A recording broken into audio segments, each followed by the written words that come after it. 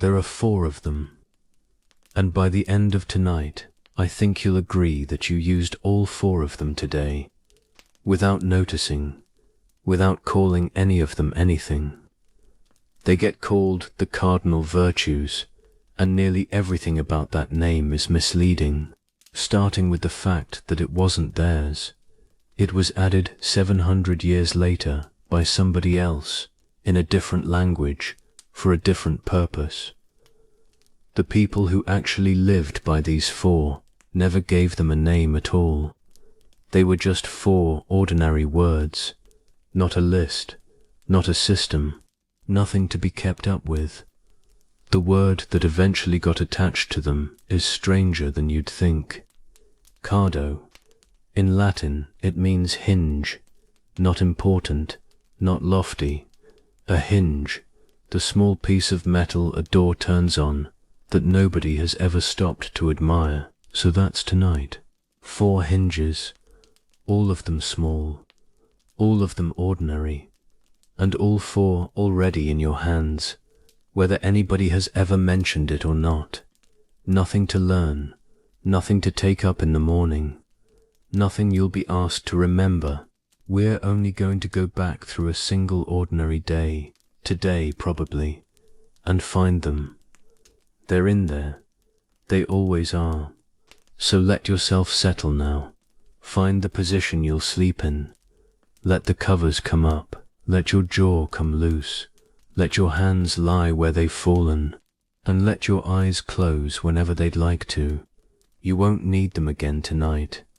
You're here, at Restful Minds, and there is nothing you have to become before you're allowed to rest.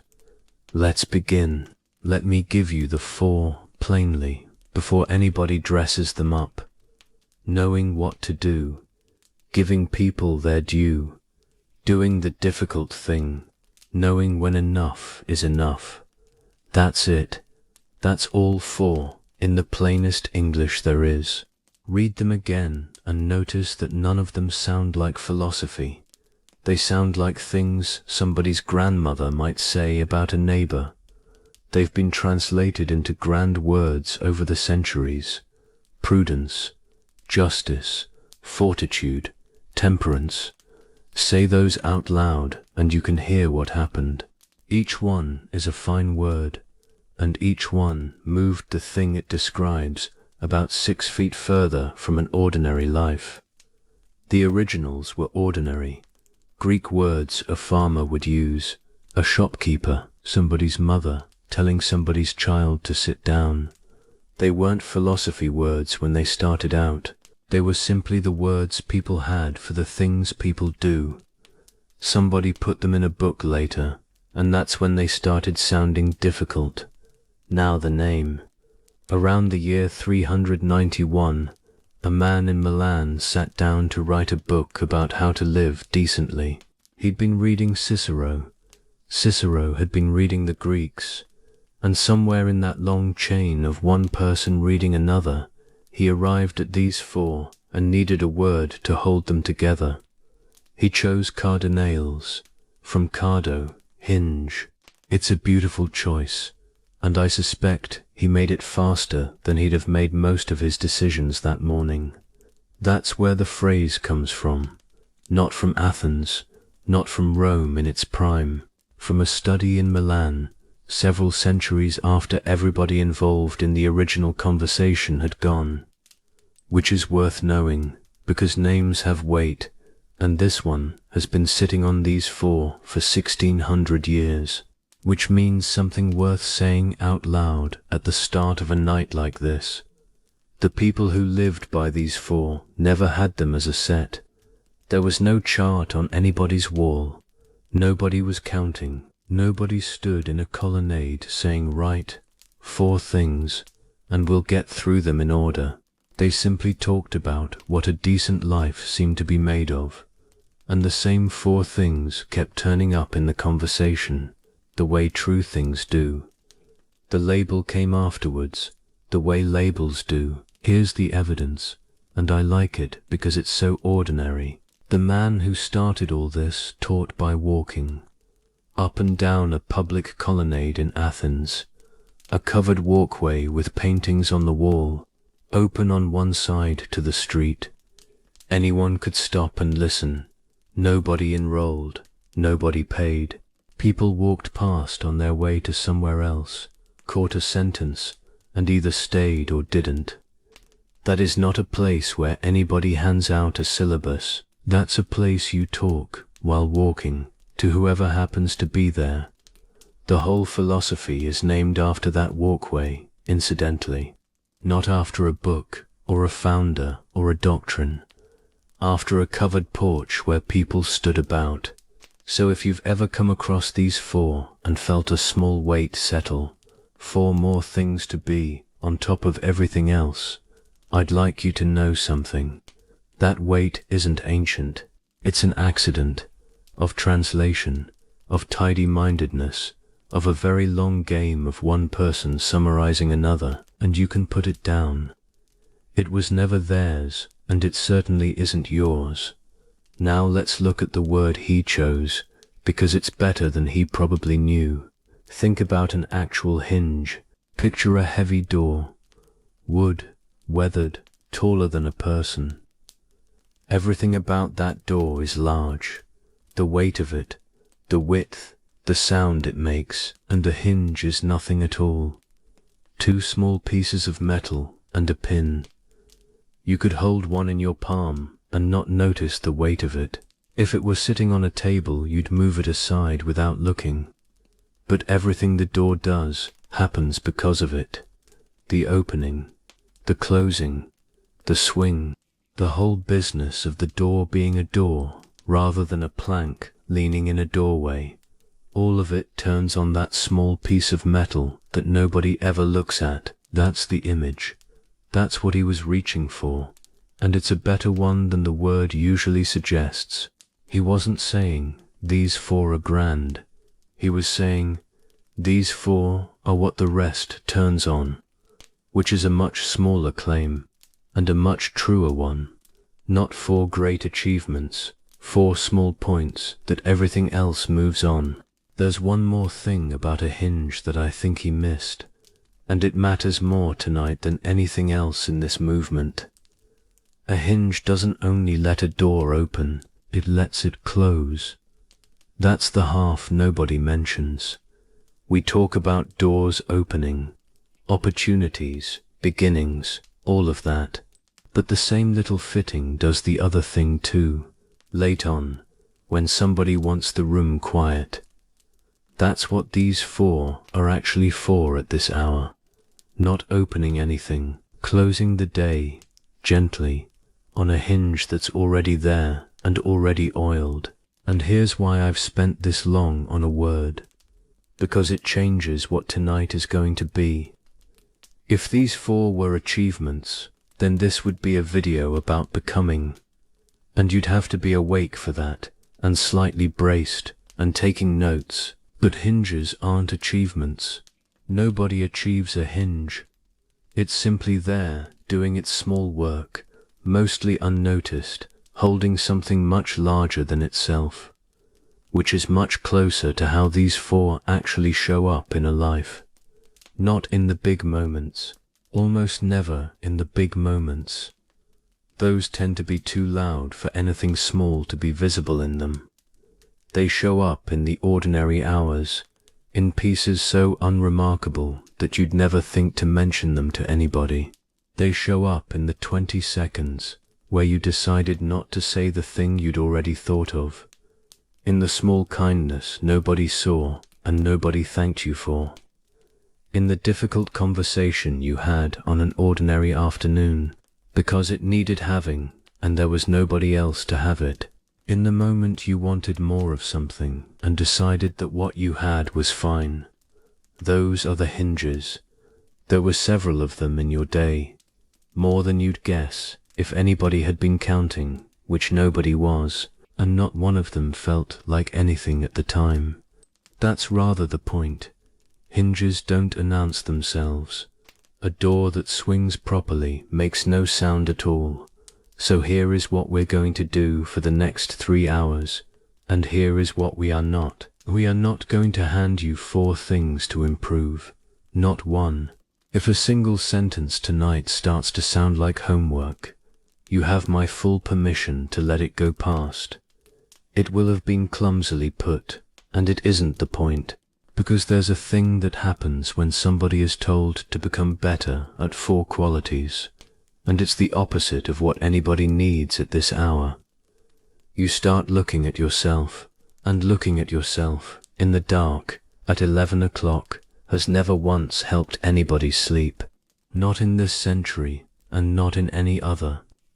What we're going to do instead is go back through an ordinary day, today probably, and find them, all 4, already there, already done, because that's the thing about hinges. Nobody installs them at 11 at night. They're in the door already. They've been holding it all day, quietly, taking the whole weight while you thought about entirely other things. They'll go on holding it while you sleep. That's what they're for. So let's go and find them, slowly, over the next few hours, with nothing to keep hold of, and nothing you'll be asked about in the morning. The first one usually gets translated as wisdom, which is unfortunate, because it makes people think of libraries.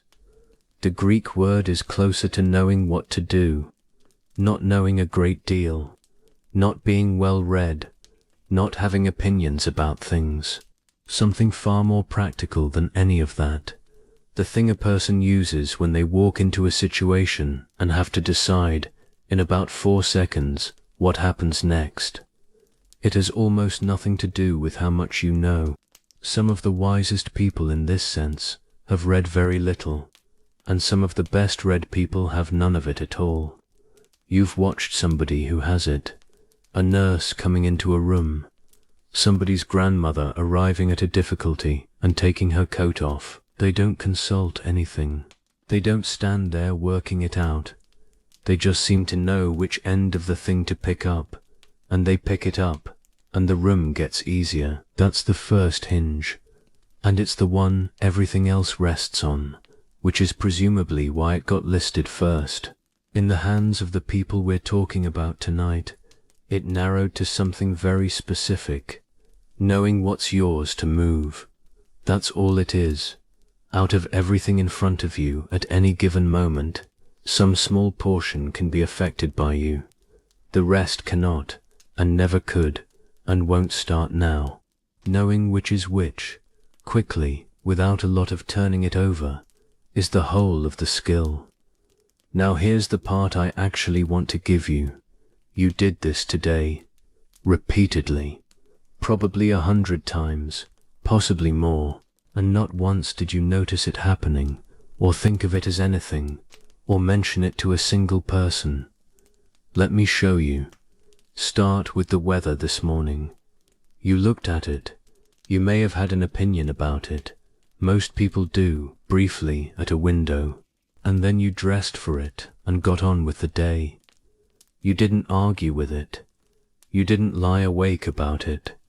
You didn't spend the afternoon composing a complaint to the sky. That's the faculty, working perfectly.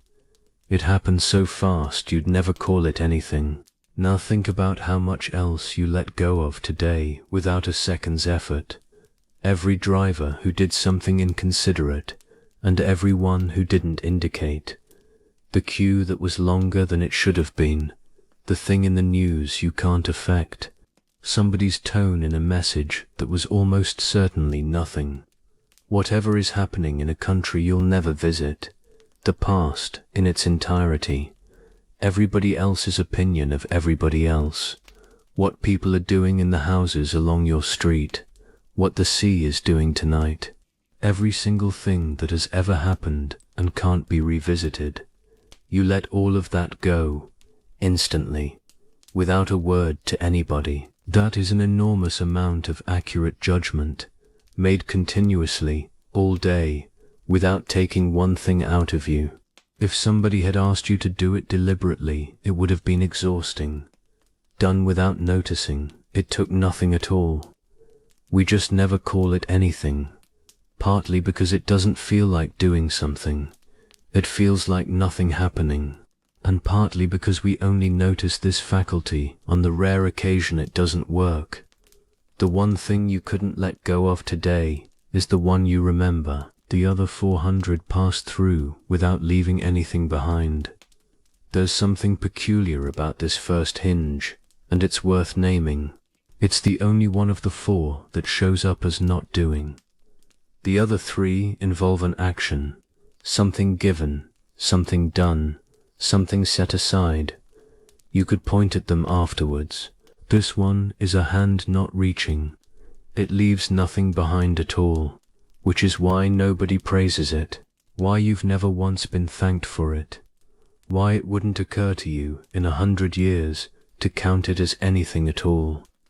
Nobody has ever said, "I noticed how much you didn't try to fix today." It isn't the kind of thing anybody notices, in yourself or in anybody else. Now let's go to the more difficult version, because there was one of those in your day as well. The easy ones are easy. Nobody lies awake about the weather. Somewhere in your day there was a thing you'd have liked to change, and couldn't, and knew you couldn't. Something somebody said, in a tone you didn't like. A situation that isn't yours to settle, however clearly you can see what would settle it. A person who is going to do what they're going to do, who has been doing it for years, who was doing it before you arrived, and will be doing it long after this. And at some point, maybe for only a moment, you stopped pushing at it. It probably wasn't a decision. These things rarely are. Nobody sits down and decides to stop minding. Maybe you breathed out. Maybe you made a cup of tea, which is what a great many people do instead of concluding something. Maybe you simply felt the whole matter go quiet for a second, and then somebody needed you for something else. That was it. That was the hinge turning. No sound. No moment you could point at afterwards. Just a door that hadn't moved all morning, swinging an inch. You've done that hundreds of times in your life, and never once counted it. Nobody saw. There's no word for it in ordinary life. If you'd told somebody about it, they'd have said "and?" But that small moment is precisely what these people spent their lives pointing at. Not the theory of it, not the word for it. That moment. Whole books were written trying to describe the thing you did in a kitchen this afternoon.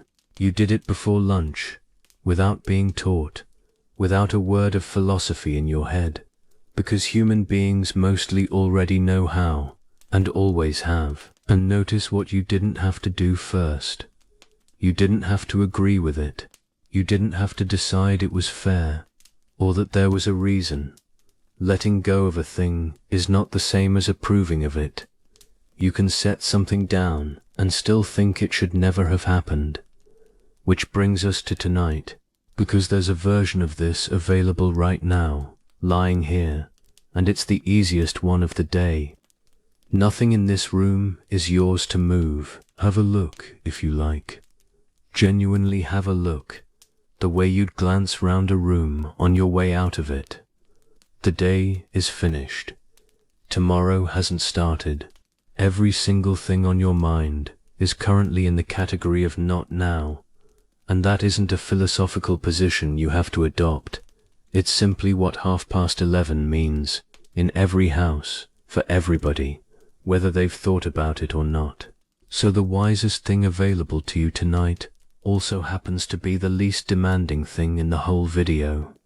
Knowing that nothing here needs solving, not deciding it, not arriving at it after careful thought, just noticing that it happens to be true, the way you noticed the weather this morning, and went and found a coat, and thought no more about it. Feel how little that asks of you, less than any instruction you've been given all week, less probably than anything anybody has asked of you all year. The first hinge never required you to be clever. It never has, in anybody. It only comes down to not reaching for what isn't in the room. And at this hour, almost nothing is in the room. That's the particular gift of the late evening, and it arrives every single night, whether or not anybody takes it. Your hands are empty. The house is quiet. The door is closed. Whatever needs seeing to will be seen to in daylight by somebody rested, who happens to be you. You let something go today without calling it wisdom. Let one more go now. Here's something they did that almost nobody mentions, and it changes the shape of everything else. They sorted things into 3 piles, not 2. Everybody expects 2. Good over here, bad over there, and off you go to sort your life into the right column. That isn't what they did. The 3rd pile is where all the relief is. The 1st pile, the genuinely good, turned out to be very small indeed. It was the 4 we're talking about tonight, and not a great deal else. The 2nd pile was the absence of those 4, also small. Then there was the 3rd. Picture the sizes for a second, because the proportions are the whole point. 2 small heaps, and then a mountain. Not a slightly larger heap. A mountain. Everything you have ever thought about, wanted, chased, or lain awake over. The whole lot of it, apart from those 4 small words. Everything. Your reputation. What you own. Whether things go the way you hoped they would. Whether people think well of you. How comfortable your life happens to be. What you're able to do and what you aren't. How it all turns out in the end. Every single one of those. 3rd pile. All of it. In with the rest. They had a plain phrase for that pile. The things in between.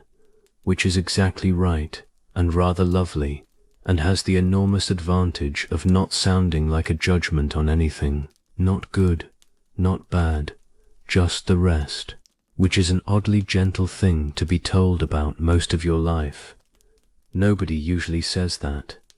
Everything else you read has an opinion about how you're doing.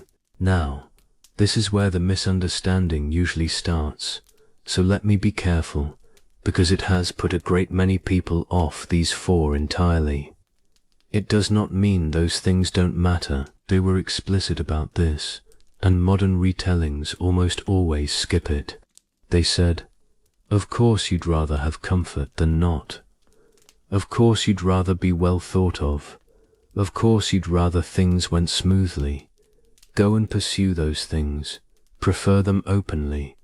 Be glad of them when they arrive, and be sorry when they go. Nobody asked you to pretend otherwise. They even had a separate word for the ones worth preferring. That's how far from indifference they actually were. They built a whole extra category, so nobody would mistake this for coldness. People mistook it for coldness anyway. They have for 2,000 years. What they actually said was much narrower and much gentler. Those things are not what makes a life a good one. That's it. That's the entire difference between the popular version of these people and the actual one. One of them sounds like a man with no feelings. The other sounds like somebody's sensible aunt. That's the entire claim, and it's a small one. Prefer them, enjoy them, go after them. Just don't hand them the job of deciding whether you're all right.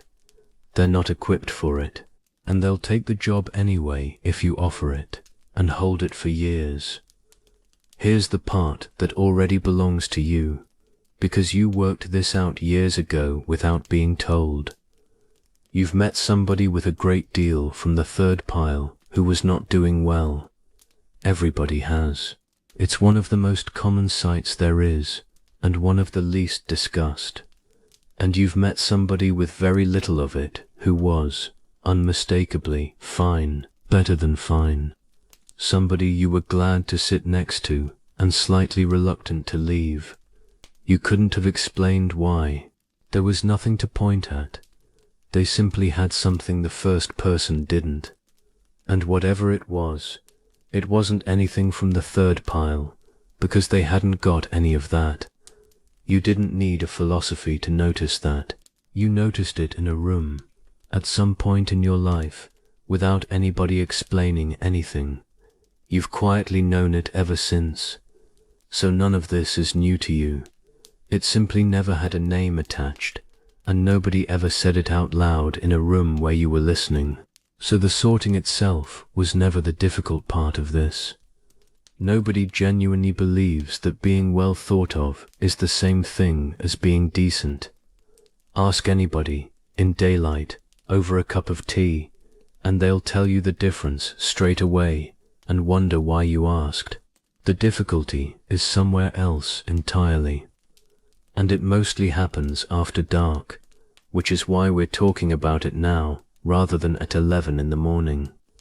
The difficult part is that things creep out of the third pile. That's what actually happens, and it happens to everybody, and it's what half of your evenings are made of.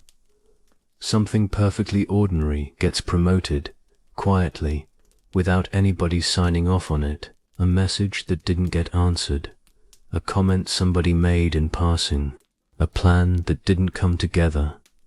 It goes in as an event, and somewhere between the afternoon and the pillow, nobody has ever noticed the exact moment.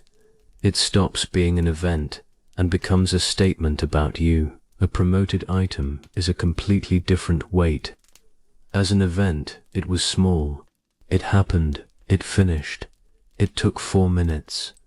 As a statement about you, it's enormous.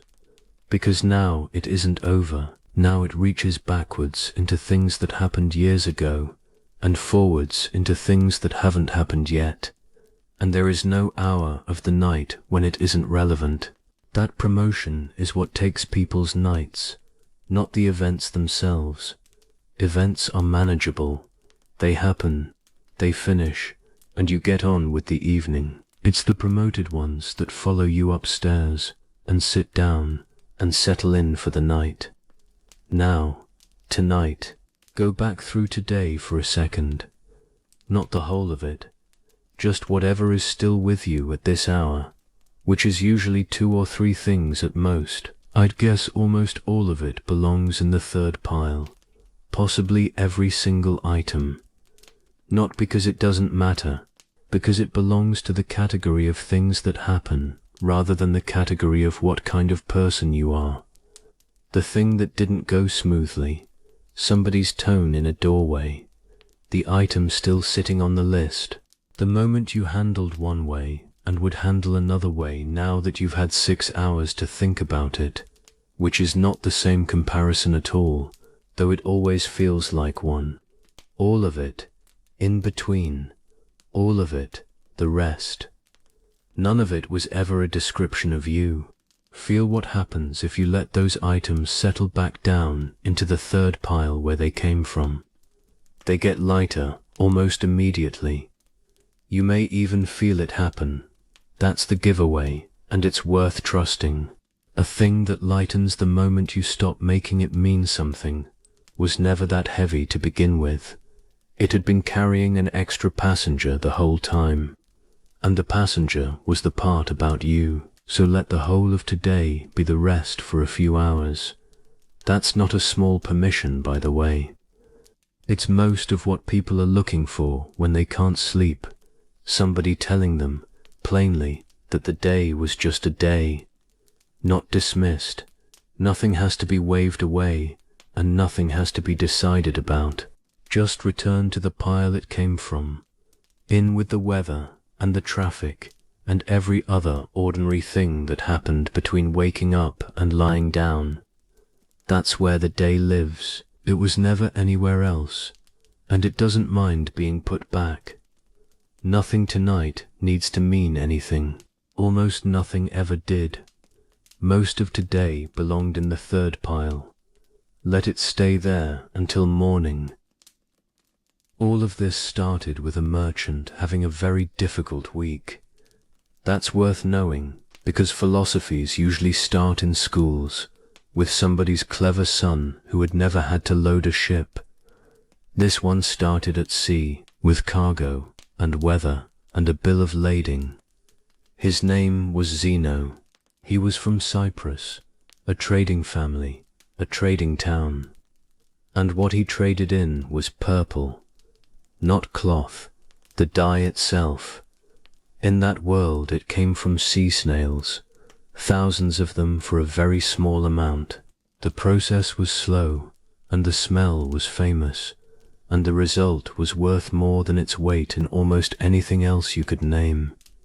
Purple was the color that told everyone who you were before you opened your mouth. Emperors wore it later precisely because it was the costliest thing a person could put on their body. That was his ship. That was the cargo. That was, in every sense that mattered to him that morning, his life. And somewhere on a voyage from Phoenicia toward the port of Athens, all of it went into the sea. Not some of it. The cargo, the ship, the season's trading, the whole arrangement.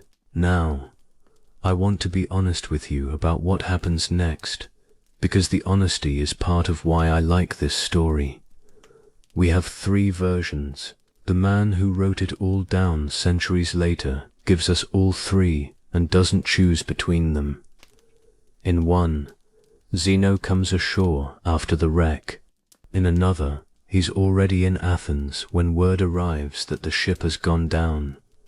In a third, he'd sold the cargo beforehand, and the whole thing is a figure of speech. Nobody knows which is right. It has been more than 2,000 years, and the details have gone the way details go. I could have picked the most vivid one and told you that. Most retellings do. I'd rather you had the truth of it, which is that we aren't certain. But every version agrees on where he ends up, a bookseller's shop in Athens. That's the part that survived, which tells you which part mattered. So picture him, a man from somewhere else, in a foreign city, with his living at the bottom of the sea, not a student, not a young man with time to spare, a merchant who has spent his adult life thinking about weights and cargoes and weather. He goes into a bookshop, possibly to sit down, possibly because it was out of the sun, possibly for no reason he could have given if anybody had asked him. And the bookseller is reading aloud. That's a scene worth holding for a second.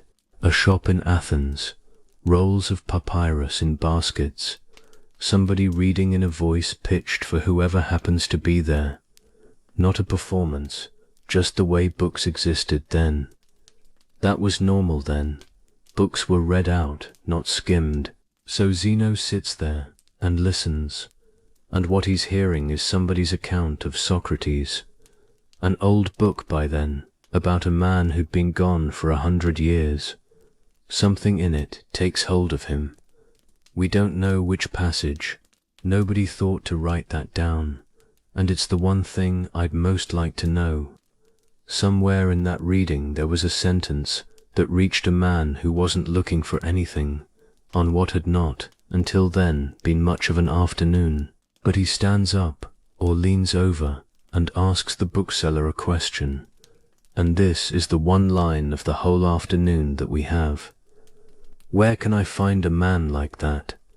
6 words, from somebody who had walked in to get out of the sun. And here is the thing that makes it a story rather than an anecdote. At that exact moment, a philosopher walked past the door. Not a famous one. A plain living man who had given away everything he owned some years earlier, and who was known around Athens for being cheerful about very nearly everything. He wasn't going anywhere in particular.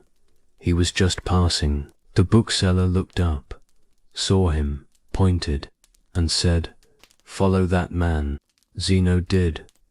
That afternoon, apparently, without going back for anything. Which is the whole of it. Everything that came afterwards. Every book, every school, every emperor writing to himself in a tent 200 years later, came out of one man following a stranger up a street, because a bookseller pointed. That's it. That's the founding of the whole thing. A merchant with nothing left to arrange, a book being read aloud, one question, and somebody happening to walk past a doorway at the right minute. Years later, decades later, he's supposed to have said the line this movement is named after. I made a prosperous voyage when I was shipwrecked. Now I want to slow down here, because that sentence is very easy to misuse, and it gets misused constantly. It does not mean everything happens for a reason. It does not mean the difficult things in your life were secretly gifts. It does not mean you ought to be grateful for the parts that took something out of you. And it certainly doesn't mean somebody arranged any of it. Notice who said it and when. He said it about his own life, looking back from a long way off. After decades had gone by and a great deal had happened in between, most of it good. That's the only position from which that sentence can honestly be said. Your own life, afterwards, quietly to yourself, and preferably not out loud. Nobody could have said it to him on the day. If somebody had stood on that shore and told him this was all going to turn out beautifully, he'd have been quite justified in walking off and leaving them there. And nobody can say it to you about anything either. Not tonight, not about anything that's currently sitting on you. What the story actually offers is smaller and truer. Sometimes a day that went sideways turns out to have been a hinge, not a lesson, not a gift. A hinge, a small point that things happen to turn on, which nobody could have identified at the time. Not always, not as a rule, but sometimes, and you can't tell which ones at the time, and you don't have to. You've probably got one already if you look. Something that felt like the end of a road and turned out to be a turning. A thing that didn't come together and led somewhere you would never have gone otherwise. You didn't arrange that. Nobody arranges those. They only become visible from further along the road, looking back with enough distance behind you to see the shape of anything at all. So tonight, whatever is sitting there unresolved, you don't have to decide what it means. That's not available yet. It may not be available for years. Zeno needed decades, and he was, by all accounts, quite a clever man. Let it be undecided. That's a real position, and a restful one, and it asks nothing of you. Let it be a thing that happened in a life that's still going on, with the meaning of it not yet in. There's no hurry on that. There never was. Meaning arrives late in almost every case, and it has never once been improved by being demanded at midnight. He got to say it afterwards. Nobody could have said it to him at the time. The second one comes to us as justice, and of the four, that's the translation that has aged the least well. Say the word now, and people hear courtrooms, rules, long disagreements about who was right. It's become a formal word, slightly official, the kind of thing that happens in buildings. Theirs was nothing like that. Nothing. The Greek is much wider than ours, and much warmer. The closest plain rendering is giving each person what's actually theirs, which sounds a little dry until you notice how much ends up inside it. Here's how I know how wide it was. They made lists. Somebody, at some point, sat down and wrote out what sat underneath each of the four. The smaller pieces that the larger thing is actually made of. It survived, that list. And under this one, the entries are not what anybody would expect. There's fair dealing, which you'd guess. There's a kind of decency about what belongs to whom, which you'd also guess. And then there are two more. Under this one, alongside fair dealing, they filed two words you would never expect: kindness and good fellowship, being decent company, easy to be around, somebody people are quietly glad to see coming. Sit with that for a second, because it quietly rearranges everything in their filing system. Being kind was not an optional extra. It wasn't a pleasant quality that some people happen to have and others don't, the way some people are musical. It was part of what other people are owed, not a bonus, not generosity exactly. Their due, the same way honesty is their due, and being dealt with straight is their due, and being spoken to plainly is their due. That's an extraordinary way to think about it, and I'd never seen it put that way until I went looking. Because it means kindness isn't something you're being especially good by offering. It's something you're returning, which takes a surprising amount of weight off it actually. You're not being magnificent when you're kind.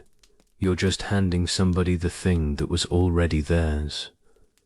Which brings us to your day, because you gave somebody their due today.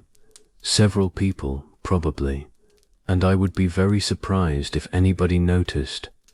Let me have a go at finding them. Somewhere today you were patient with somebody who was being slow. In a queue, on a telephone, in a doorway, with somebody who couldn't find something in a bag. You had the option of a sigh, and you didn't use it. That's the event, the whole of it, and it's a hinge. Somewhere you answered something you didn't feel like answering, because leaving it would have left somebody waiting on you. It took 90 seconds and cleared somebody's evening, and they'll never think about it again. Somewhere you didn't pass on a thing you could easily have passed on. A remark, a piece of information that would have been quite interesting to somebody, and unkind to somebody else. You kept it to yourself. Nobody knows you did. That's rather the point of it. Somewhere you gave more attention to a conversation than you actually had spare. Somewhere you did a small thing that saved somebody else a bigger one, and never mentioned it, and they'll never know it happened.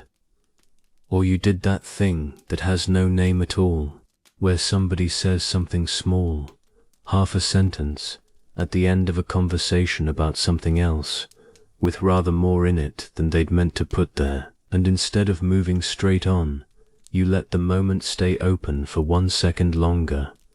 There's no word for that in English. There should be. It's one of the kindest things people do for each other, and it happens dozens of times a day, unnamed. That's the second hinge, all of it, every one of those. Not one of them looked like a virtue at the time. They looked like nothing.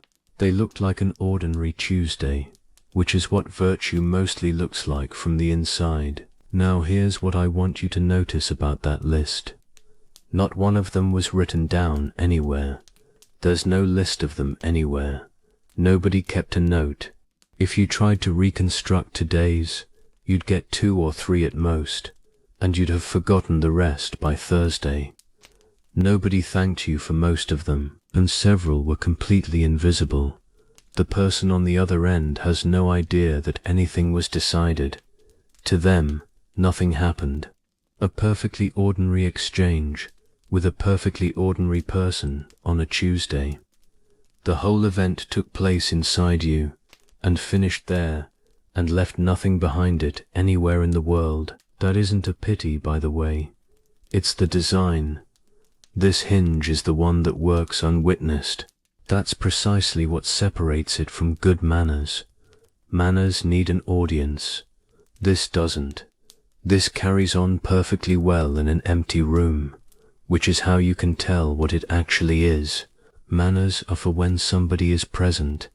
This is the other thing, the one that carries on in an empty corridor.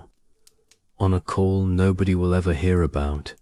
In a message you quietly rewrote to make gentler before sending it.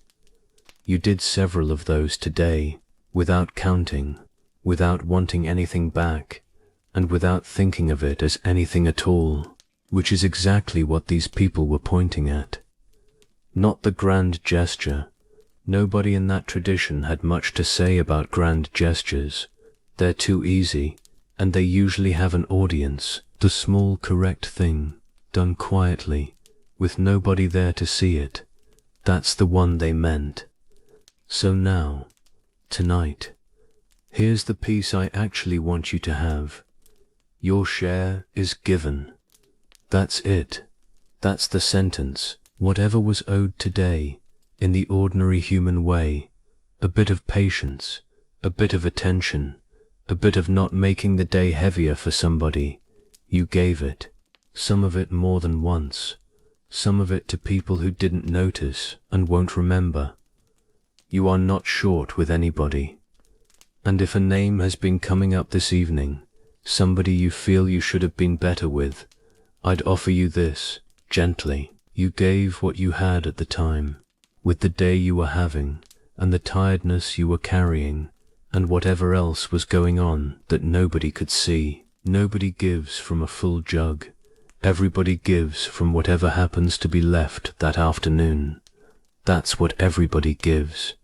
It's the only thing anybody has ever had to give. Tomorrow you'll give some more. Because you're that sort of person. Today is the proof of it. And because this turns out to be one of the 4 small things a life quietly turns on. But not tonight. Tonight that part is finished, in the way a shop is finished when the shutters come down. Tonight nobody is owed anything by you. Nobody is waiting on you. Nobody is going without because of something you didn't do. Every person in your life is having their own evening, in their own house, and none of those evenings need you in them. Feel where that lands, if it lands anywhere. It's usually somewhere across the chest. That's where people tend to keep the sense of not having done quite enough for the people around them. And almost everybody keeps some. Let that go quiet now. Nothing is outstanding, and nothing has been for several hours. Nobody saw the ones that counted. They counted anyway. Now I want to put a question to you, and I'll tell you in advance that it isn't in most of the books. If this second hinge is giving each person what's theirs, does that include the person doing the giving? Let me be straight with you about the answer, because it's more interesting than a simple yes. The Roman versions mostly pointed outward. When they wrote about this one, they meant other people. Your neighbors, your household, the person standing in front of you at that moment. But go back further. Go back to where the 4 were first written down, several hundred years earlier. And there it's different. In the original, this virtue had an inside as well as an outside. The oldest definition describes a person whose parts are in right relation to each other, not owing anybody anything. Something more like being properly arranged within yourself. Each part of you doing what it's for. None of them driving the others too hard. That's justice, in the version that came first. A person in good order. Nothing inside working anything else too hard, which is a strange and rather beautiful thing to have found at the bottom of a word we now associate with courtrooms. The narrower reading, only towards others, arrived centuries later and stuck. Narrower readings usually do. They're easier to teach and a great deal easier to measure. So the question I asked isn't a modern softening of anything. It's the older meaning coming back round after a long time away, which I find rather satisfying because it means nobody has to be talked into it, which lets me ask the thing this movement is actually about. Were you fair to yourself today? Take your time with it. It's not a question most people have ever been asked. Nobody asks it at work. Nobody asks it at a dinner table. It doesn't come up. Nobody has ever taken you aside and said, "You know, I don't think you gave yourself much of a chance today." There's a way into it that tends to work though, and it takes about 10 seconds. Think of something small from today that you'd have done differently. Anything at all. Something you forgot. A sentence that came out clumsily. A moment you handled less well than you'd have liked. Now imagine a friend telling you they'd done exactly that. Same day, same tiredness, same amount of things going on, same everything. They tell you about it slightly sheepishly, the way people do. What would you say to them? You know exactly what you'd say. You wouldn't even have to think about it. You'd say it was nothing. You'd say they'd had a long week. You'd probably say something that made them laugh. And you'd mean it. You wouldn't be being polite. And here's the thing. You'd be right. That's what makes the comparison useful. Your judgment about them would be the true one. Now compare that with what you actually said to yourself at the time. Not what you'd say now, calmly, in a warm bed. What went through your head in the moment. The quick, automatic sentence that arrived before you'd decided anything. There's usually a gap, sometimes a considerable one. And here's the same test, run the other way round.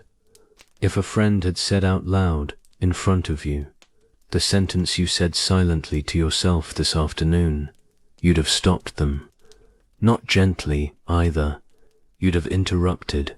You'd have said, "Don't talk about yourself like that." And you'd have been slightly annoyed on their behalf.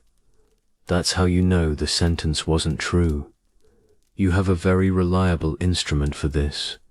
It just doesn't seem to point inwards. It's often a very particular kind of unevenness. You'll have been measuring a tired version of yourself by the standard of a rested one, comparing what you managed at 4 in the afternoon with what you'd have managed at 10 in the morning, as though those were the same person with the same amount left in them. Notice what that gap actually is in the terms we've been using. Somebody is being given less than their due. Patience, the benefit of the doubt, the ordinary allowance everybody makes for everybody, all day, without thinking about it. And the person going short happens to be you. Everybody else in your day got the full measure. The colleague who was slow, the person who got something a bit sideways, the friend who cancelled. You found reasons for all of them, easily, without being asked to. One person got a shorter measure, and it wasn't a decision. It's just how the day ran. Now, and this is important, so let me be careful. I am not adding a fifth thing for you to be good at. There is no task here, none. Nobody is asking you to do anything at all about how you speak to yourself. Nobody wants you different tomorrow. You don't have to remember a word of this. I'm only pointing at something uneven, the way you'd mention that a picture is hanging slightly crooked. You don't have to straighten it. Once you've seen it, it's quite difficult to unsee, and crooked pictures tend to get straightened eventually, by somebody, without anybody being told to do it. There's something else though, and it matters more. You were fair to yourself today too, at least once. That happens as well. It just never gets counted, because nothing that happens in your favor ever does. Somewhere today you let yourself off something. You decided a thing was good enough, and it was. You didn't go back and redo something that was already fine. You sat down at a point where you could perfectly well have carried on, and nobody minded, and the world went on turning. Maybe you had the second cup of tea. Maybe you took the longer way home because it was nicer, and were slightly late, and nothing happened. Maybe you simply thought that'll do about something, and meant it, and moved on, and didn't return to it later. That was this hinge, turned inward, working perfectly, and you did it without ceremony, without noticing, in the middle of an ordinary afternoon, which is exactly how the outward version happens too. So let's do the tonight version, because there is one, and it's the gentlest of the four. The last piece of fairness available today is a small one, and it takes no doing at all. It's letting the commentary stop, not to argue with it, not to replace it with anything cheerful, just to notice that the reviewing has been going on for a while now, and that the person being reviewed has been up since morning, has done a whole day, and is currently lying down in the dark, doing nothing to anybody at all. That person is entitled to the same treatment as everybody else you dealt with today. Not special treatment, not kindness above the usual rate. The same, the ordinary allowance you extended without a moment's thought to a stranger in a queue this afternoon. You were remarkably good to everybody else today. That's been the whole of the last 2 movements, so there's one person left over.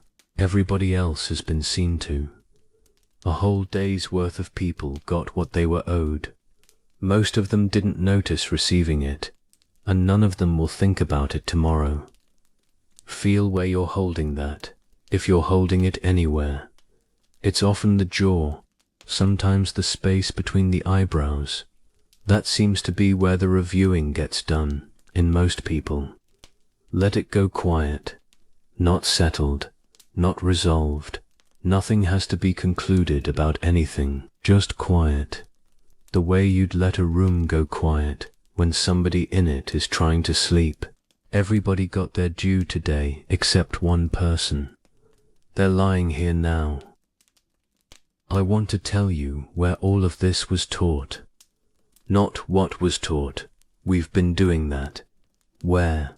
Because the place explains the thing better than any summary of it ever could. There was no school. That's the first surprise, and it takes a moment to land. No building, no gate, no rooms with anybody's name over the door.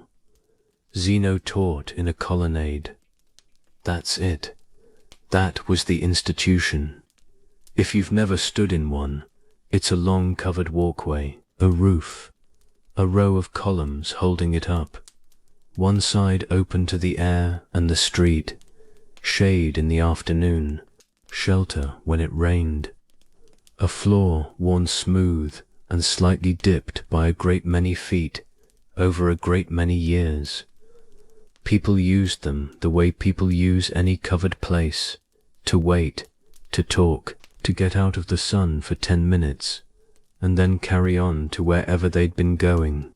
This particular one stood at the edge of the marketplace, in the middle of Athens, which meant it stood in the middle of everything, not tucked away somewhere quiet, right in it, around it, sellers and buyers, somebody haggling, people carrying things, a donkey that didn't want to move, the ordinary noise of a city getting through a Tuesday, and in the middle of that, in the shade, a man walking up and down talking about how to live.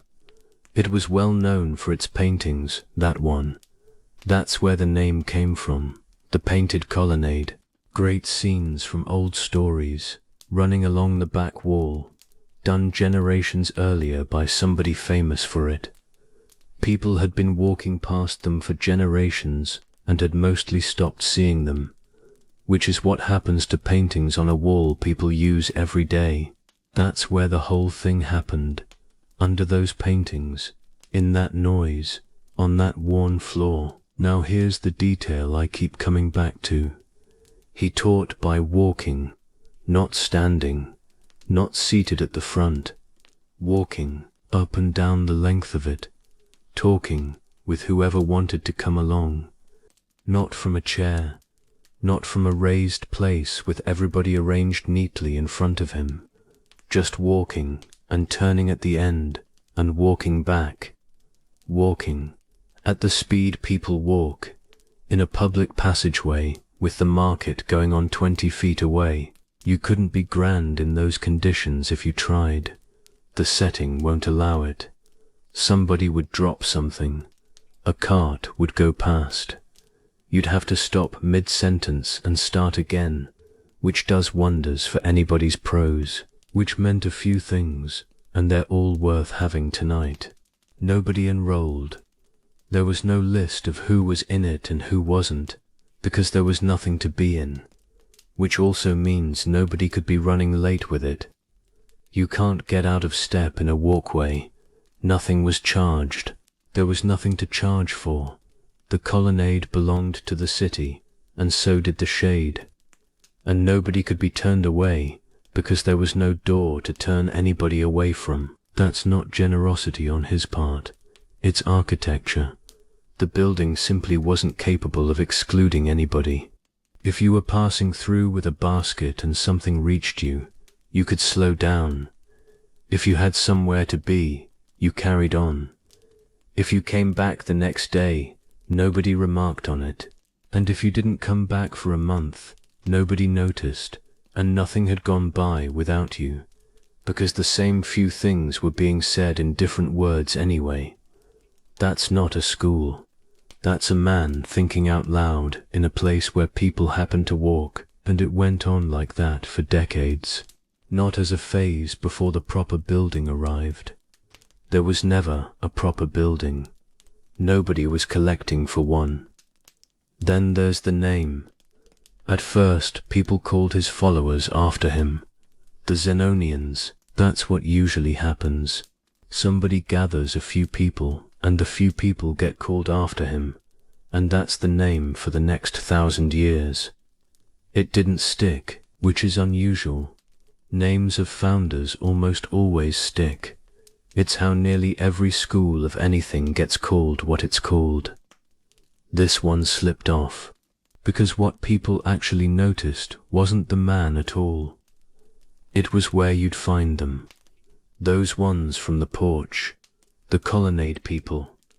That's what you'd say if somebody asked, and it's what everybody said. That's the name that survived. 2,000 years of books, and emperors, and translations, and the whole thing is still named after a covered walkway in a marketplace. Not after a founder, not after a book, not after a doctrine, after a place where people passed through. Not a temple, not a hall, not anybody's house. A covered bit of pavement where you'd stand if it started raining. I find that quietly perfect. And here's why it matters at this particular hour, in this particular room. Because the place tells you what the thing was for. Buildings say something. A school with a gate says this is for the people we let in. A colonnade says nothing at all, because it isn't saying anything to anybody. It's just a roof over a walkway. It was not made for specialists. It wasn't made for people with time to sit in rooms, or the means to be taught anything privately.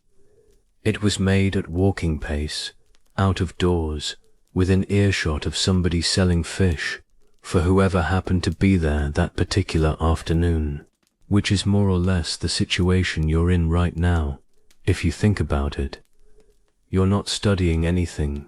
You didn't sign up for it. Nobody has your name written anywhere. Nobody will ask you about any of this. There's no point at which somebody finds out whether you were listening. You're lying down at the end of a day, half listening, while something else goes on nearby.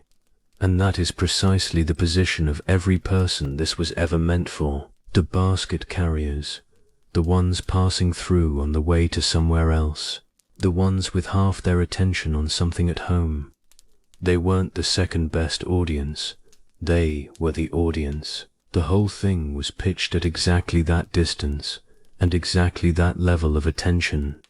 The amount a person has spare while carrying something heavy.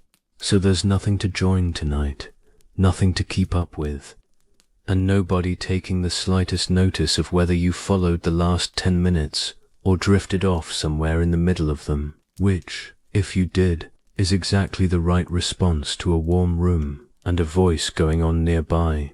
You can slow down here for a while. The way somebody would slow their step in a colonnade on a warm afternoon without deciding to, because something was being said and there was shade. When you've had enough, you can carry on. Nobody will remark on it. It was made in a public walkway for whoever happened to be passing. You happened to be passing. The third one arrives carrying more baggage than the other three put together. Say it, and people picture something loud, somebody running towards the thing everybody else is running from. A large moment, with witnesses, that gets talked about afterwards. Almost none of it is that. And the people who wrote about it knew that perfectly well. Look at what they filed underneath it though, and you'll see it straight away. 3 plain entries, none of which would make it into a film. Perseverance, which is a long word for a very plain thing. Staying with something after the interesting part is over. Good spirits, keeping a bit of lightness about you when there isn't much occasion for it.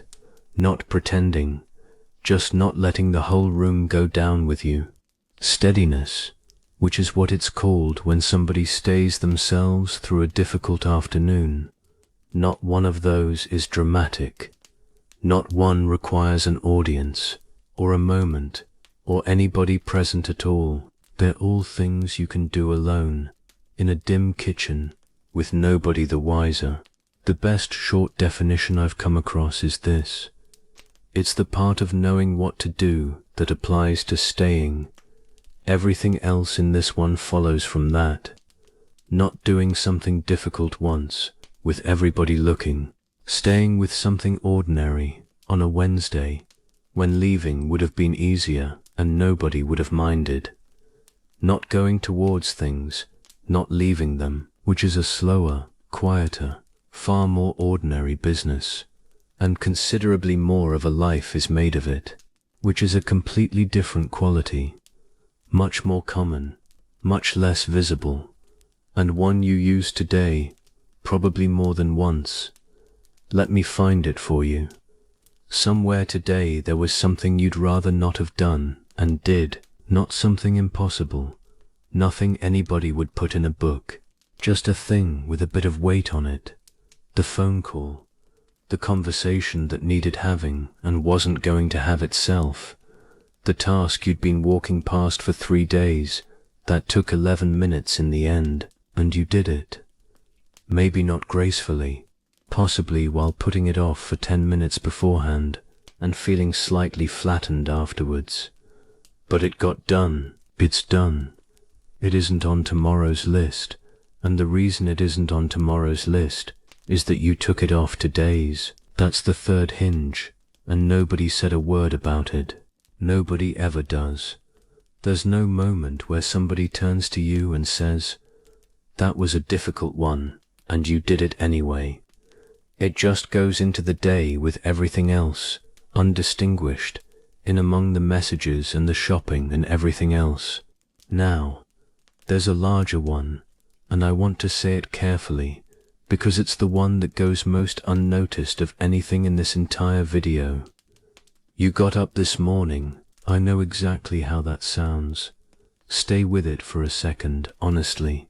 It's the kind of thing that sounds thin until it applies to you, and then it doesn't sound thin at all.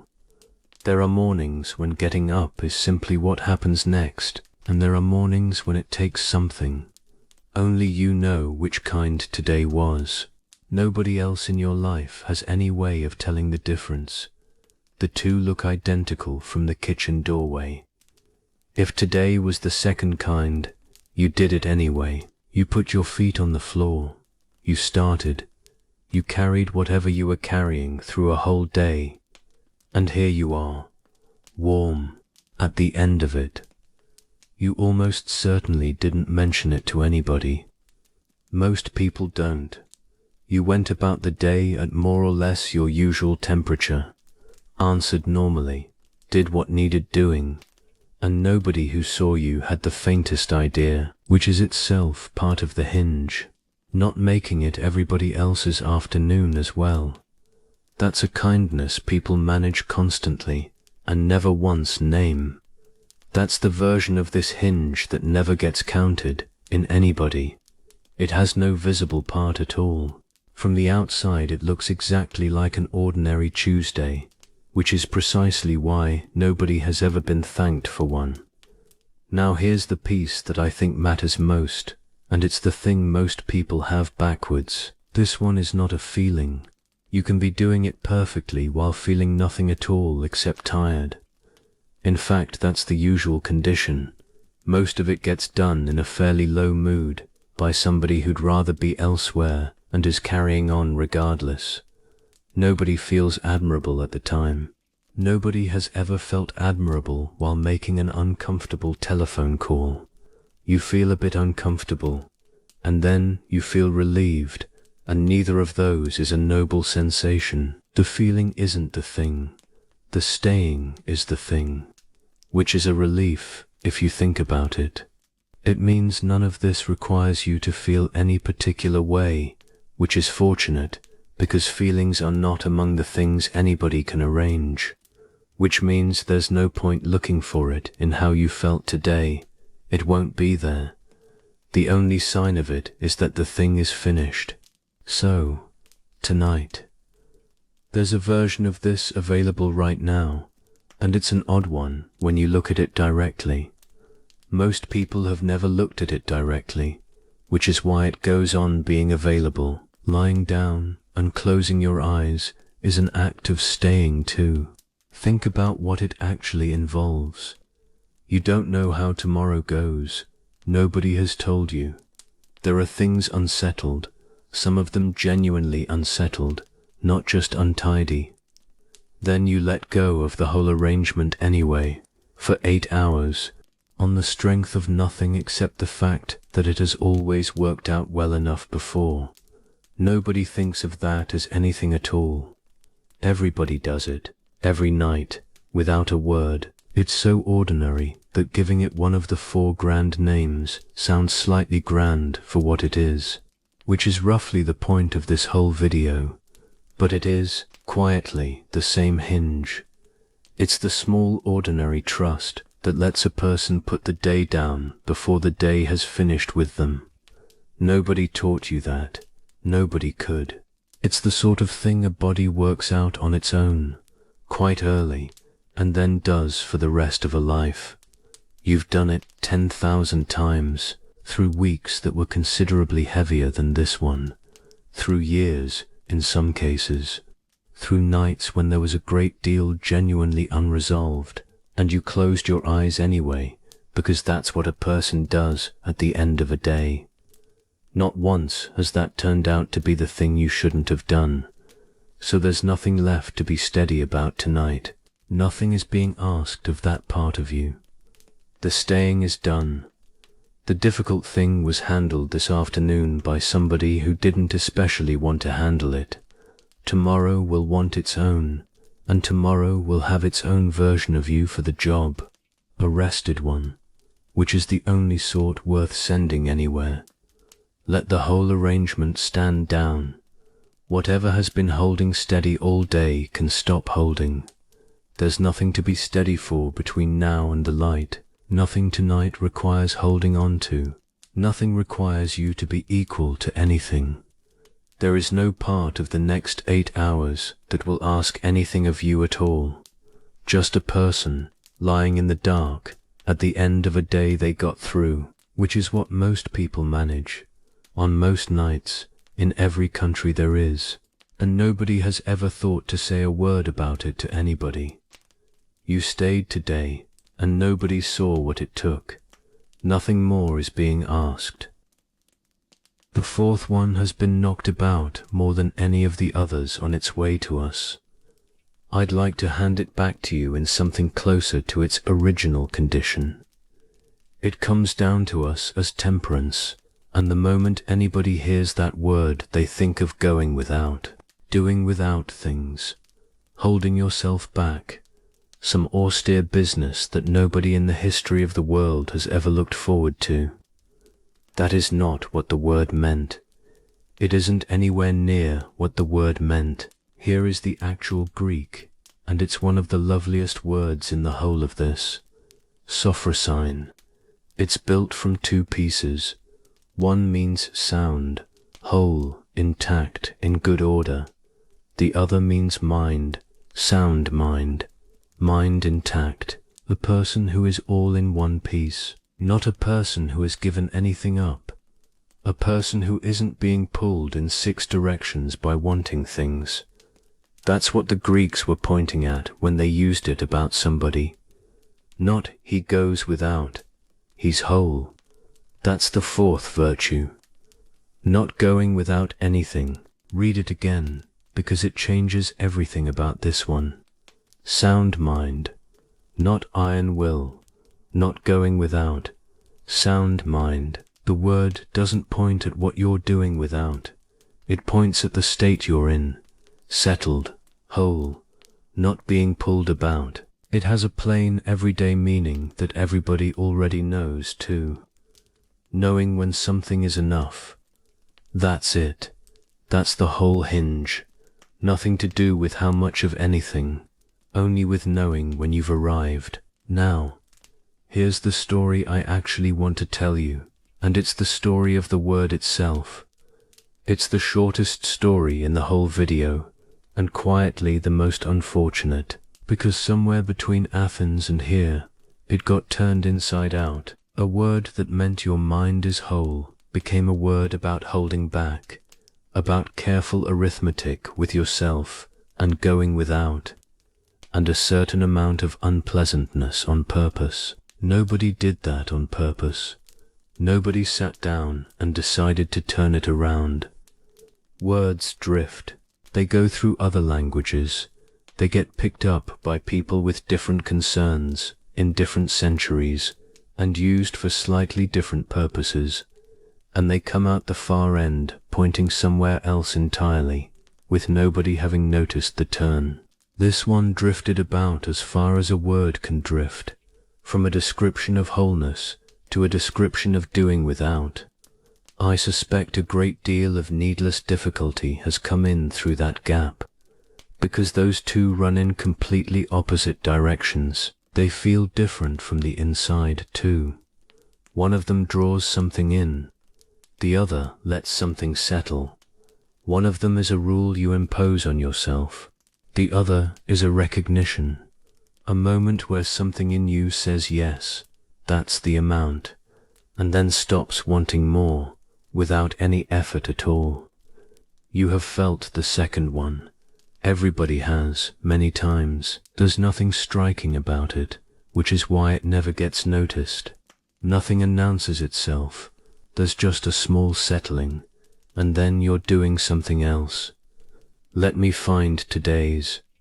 Somewhere today, something was enough, probably several things. Maybe it was a piece of work, the moment you looked at it and knew it didn't need another pass, not because you'd run out of time, because it was done.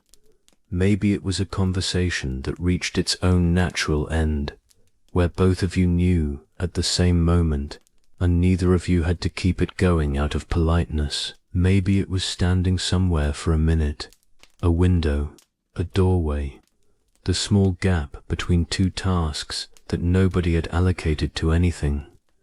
And something in you said this is fine, and it was fine, and you didn't need it to be more than it was. Not one of those has ever been reported to anybody. They're too small to mention, and they're what days are actually made of, or the simplest one of all. At some point this evening, you decided the day was enough, and you came upstairs. Nobody made you come up. There was more you could have done. There always is, at every hour of every day anybody has ever lived. But something in you weighed it up without consulting you about it. It looked at the hour and the amount left in you, and everything still sitting there waiting, and concluded that today had been a day and that the rest could wait. You didn't argue with it. You turned off a light and came up, and that was the end of the day, which is a decision most people make several thousand times in a life and describe to nobody. That was the fourth hinge.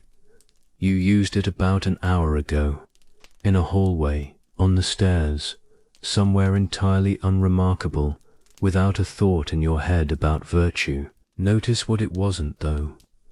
It wasn't giving anything up. Nothing was turned down. Nothing about it took any doing at all. Nobody had to talk you into it, and nobody had to talk you out of anything. It was arrival. The thing was complete, and so the wanting simply stopped. That's the difference, and once you've seen it, you can't unsee it. Wanting that ends because you stopped it is one thing. Wanting that ends because it's finished is another thing entirely. That's the difference between the real word and what became of it. One of them asks you to hold back. The other asks nothing at all. It simply happens, on its own, in a person whose mind is in one piece. So here's tonight, and it's the easiest of the four by a considerable margin. You don't need any more of anything, which is a sentence worth sitting with, because it's so rarely true at any other hour. Not more done, not more sorted, not more said, or thought about, or decided. And that isn't a boundary anybody is setting for you. It's simply what's the case. There is nothing available between now and morning that would improve a single thing. No task, no thought, no conversation, no decision. Which is the pleasantest fact in the whole 24 hours, if you let it be one. Enough is the natural condition of a night. It's the one time in the day when the whole arrangement agrees with itself. The house has stopped. The day has stopped. Everything that was going to happen has happened, and the part of you that spends the daylight hours reaching for the next thing has quietly run out of anything to reach for. It's the only part of the 24 hours where the answer to how much more is genuinely none, and where that's a relief rather than a shortage. Feel that, if it's there. It usually sits somewhere in the chest. That's where the reaching for more seems to be kept. Nothing more is coming. Nothing more is needed. And tonight, unusually, those two happen to be the same sentence. You already know when a thing is enough. You proved it by lying down. There's one more thing they said about the four. It's the piece that almost never gets repeated, and it's the one that takes the weight off everything else we've said tonight. They said the four aren't separate things. Their own phrasing was blunter than that, and worth having exactly. Whoever has one of them has all of them. That sounds like a technicality, the sort of thing philosophers say to each other at the ends of chapters. It isn't. It's the whole design of the thing, and it changes what tonight has been about. Let me put that as plainly as I can, because it undoes most of what gets written about these four. These are not four abilities that a person collects one at a time, like qualifications. They're four directions that one thing happens to face, which is why you've never met somebody genuinely fair who is also, in some separate compartment of themselves, incapable of staying with anything. People don't come in compartments. It was always one person doing what one person does in whatever situation happened to arrive. Think about what we've actually been looking at for the last while. Not four different things. Four descriptions of somebody having an ordinary day, written by people who had looked at ordinary days quite closely, knowing what isn't yours to move, giving people their due, staying with something, knowing when it's enough. Those aren't four separate skills, are they? Set them side by side, and they start running into one another almost immediately. Letting something go is knowing when it's enough. Staying with a difficult afternoon is a kind of fairness to whoever's on the other end of it. Knowing when a conversation has run its course is knowing what to leave alone. And being decent to somebody at the end of a long day is all four at once. Nobody in 2,000 years has been able to say where one stopped and the next began. That's what they were pointing at. One quality, showing up in four situations, wearing four different names, because the situations needed telling apart, and the quality itself never did. And here's what follows, which is the part I actually want you to have. You don't take them one at a time. Nobody ever has. Nobody could, even with all the time in the world and a very good notebook. There's no order to go in. There's no first one. There's no thinner one that needs attention while the others wait. There's no version of this where somebody has three of them nicely in place and hasn't got the fourth, which says something about every version of this you've ever come across. The 4 qualities set out in a column, descriptions underneath, perhaps some suggestions underneath for getting better at each one, with a heading. All of that is doing precisely what the people who came up with it said not to. They'd have found it an odd way to go about it. You can almost hear them saying it. There aren't 4 of anything to work at. There's only the person. They were never a set of areas to be worked on. They were 4 ways of describing a person who is more or less all right. That's all they ever were. 4 angles on somebody ordinary and decent, which is a much smaller thing than 4 marks to reach, and a much kinder one, and considerably more useful at 11 at night. Now, tonight, here's why that matters at this hour rather than any other. Because if the 4 go together, then anything that eases one eases all of them. You don't have to pick. There's no wondering which to attend to first. Whatever eases the whole person eases everywhere at once. It goes through the lot of them, the way warmth goes through a house. You don't have to choose which to attend to. You couldn't if you wanted to. And the thing that's actually available to you right now is rest. That's it. That's the entire list of options at this hour. There isn't a second item. There hasn't been for about an hour, which is not one of the 4, and never was, and doesn't need to be. Rest is the condition all 4 turn up in. A person who has slept sees more clearly what isn't theirs, is easier to be around, stays with things longer, and is enormously better at knowing when something is enough. None of that takes any resolve. It's simply what a rested person is like. Nobody needs telling that. Everybody already knows exactly what they're like after a thin night. Shorter with people, slower to give anybody the benefit of anything, quicker to mind about something small, and far less able to tell when a thing is finished. All 4, thinner at once, from one cause, which is itself a small proof that they go together. Nobody comes downstairs after a thin night with only their patience affected. It goes across the board. But notice the word, thinner, not gone. They don't leave a person on a difficult day. They just have less to work with, and they come back with the sleep, all 4 together, without anybody having to do anything about it. So there is genuinely nothing to do tonight, nothing at all. I've said versions of that a few times now, and I'd like it to have landed by this point. Not as encouragement, because it happens to be exactly true, and everything in the last hour has been leading to it. Not as a kindness, not as permission from anybody, as a plain matter of how the thing works.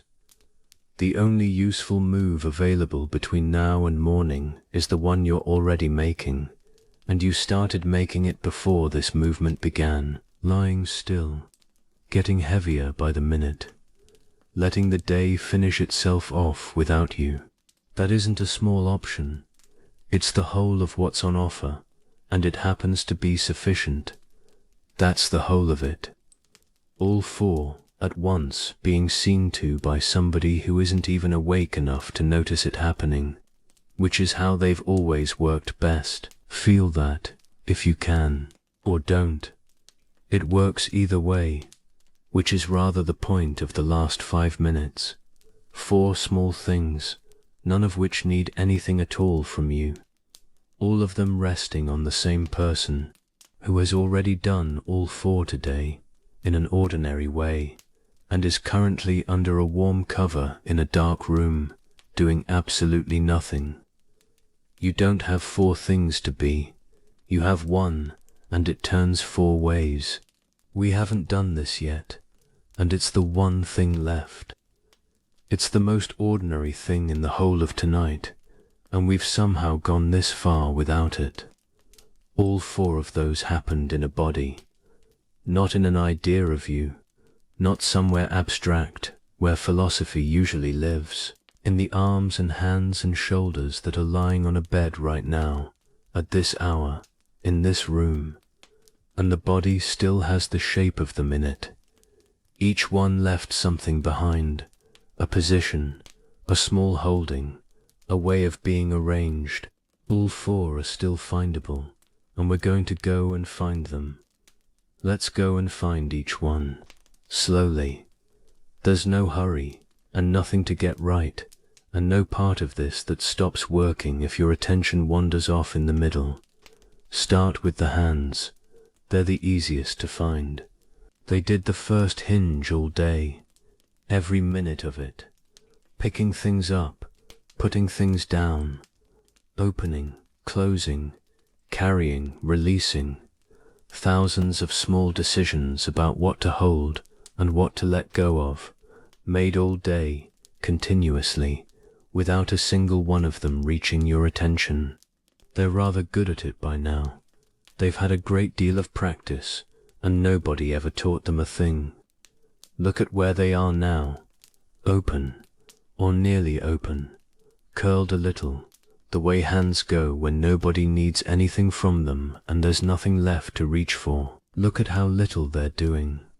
They haven't done that little since before you got up this morning. Not once in the whole day did they have nothing in them. They're not holding a single thing, not one. That's the first hinge, finished for the day, lying there beside you doing nothing. Let them go a little further open if they'd like to, or leave them exactly as they are. They're already finished either way. Now come up to the face. This is the one people are always surprised by. This one did the second hinge. All day it made arrangements for other people. The interested look, the pleasant one, the one you do when somebody's telling you something at length and you'd like them to feel properly heard. You didn't decide on any of those. They arrived on your face as needed, all day, like weather. None of that was pretending. That's rather the point of it. That was the giving, done with several dozen small muscles, continuously, for hours. And nobody in the history of the world has ever thanked a face. Feel whether any of it is still set in place. Most people find something. It's usually been there so long they'd stopped noticing it. Around the eyes, usually. There's often something still slightly gathered there. And the mouth. People frequently have a small arrangement left in it, a faint readiness to say something, or to smile at somebody, kept up out of habit for nobody at all. Let all of it go slack. There's no one in the room. Nothing has to be conveyed to anybody until morning. No expression is required of you for the next 8 hours. Now the shoulders and the back. This is where the third one lived. Every difficult thing you did today, you did upright. Everything you stayed with in this posture. Shoulders taking the weight of it. Back holding you at your full height, hour after hour, without ever being asked. That's what staying looks like from the outside. It looks like somebody remaining upright in a room. Nothing grander than that. A person at their full height, still there at 4 in the afternoon. And they may still be doing a little of it now. That's extremely common at this hour.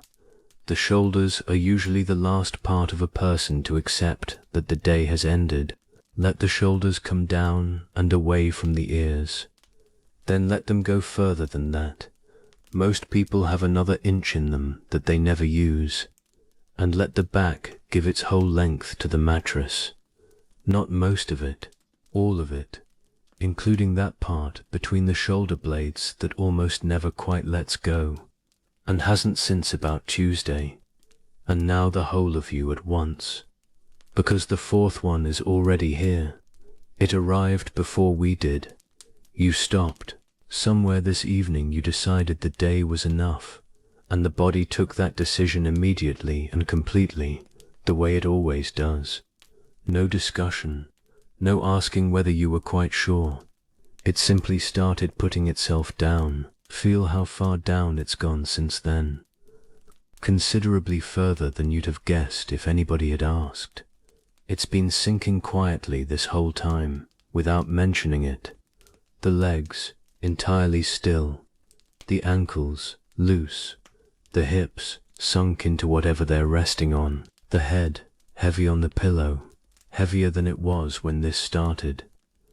All of that is the fourth hinge, expressed in weight rather than words. Enough looks like this from the outside. A person, lying down, not reaching for anything at all. That's the picture, and it's the same one in every country there has ever been. So there they are, all four of them in a body, being set down one at a time, not by you.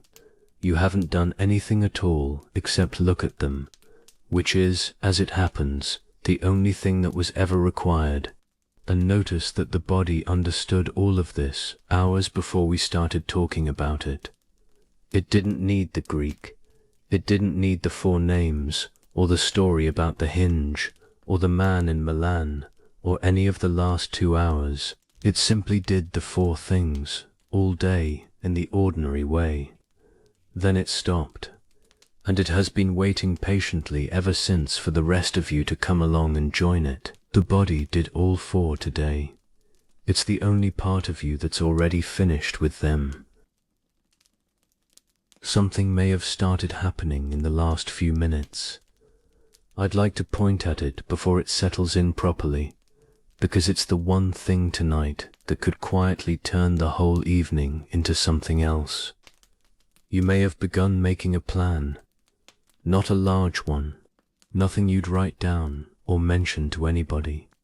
Something along the lines of, tomorrow I'll be a bit kinder to myself, or I should remember the thing about the hinge, or quieter still, running underneath everything else. I'll try to notice these when they happen. It doesn't announce itself as a plan. It arrives sounding like agreement, like the sensible thing to do with something true, which is precisely why it gets through. And I'd add one more thing about it, because it deserves saying. That impulse is usually gratitude. Something landed, and some part of you wants to give something back for it, and the only thing it can think to offer is a promise. You can keep the gratitude, just let the promise go. Nothing is being asked for in return. If any of that has been going on, and it usually has, by about this point, it's completely usual, and it's worth a moment's attention. Because that's what a mind does with anything it likes. It takes it immediately and files it under things to do. That's the only drawer it has for anything valuable. Nothing arrives and simply gets to sit there being true. Everything has to become a next step. There's nothing amiss in that. It's a good mind doing what it's been thanked for doing all your life. Something arrives, it seems useful, and the mind's first move is to decide where it goes and when you'll act on it. But look at what just happened in the process. The evening turned into preparation. 3 hours meant for nothing quietly became 3 hours meant for tomorrow, and tomorrow already has plenty. It doesn't need anything from tonight, and preparation, however gentle, belongs to tomorrow, not to now. It has a small piece of the future attached to it, something to be carried forward and remembered and eventually done. So let me take it back off you, because it was never the point. I'd rather you finished this evening carrying nothing new at all than carrying one more thing to do. Nothing tonight is preparation for anything, not for tomorrow, not for the person you'd like to be by Friday, not for anything at all.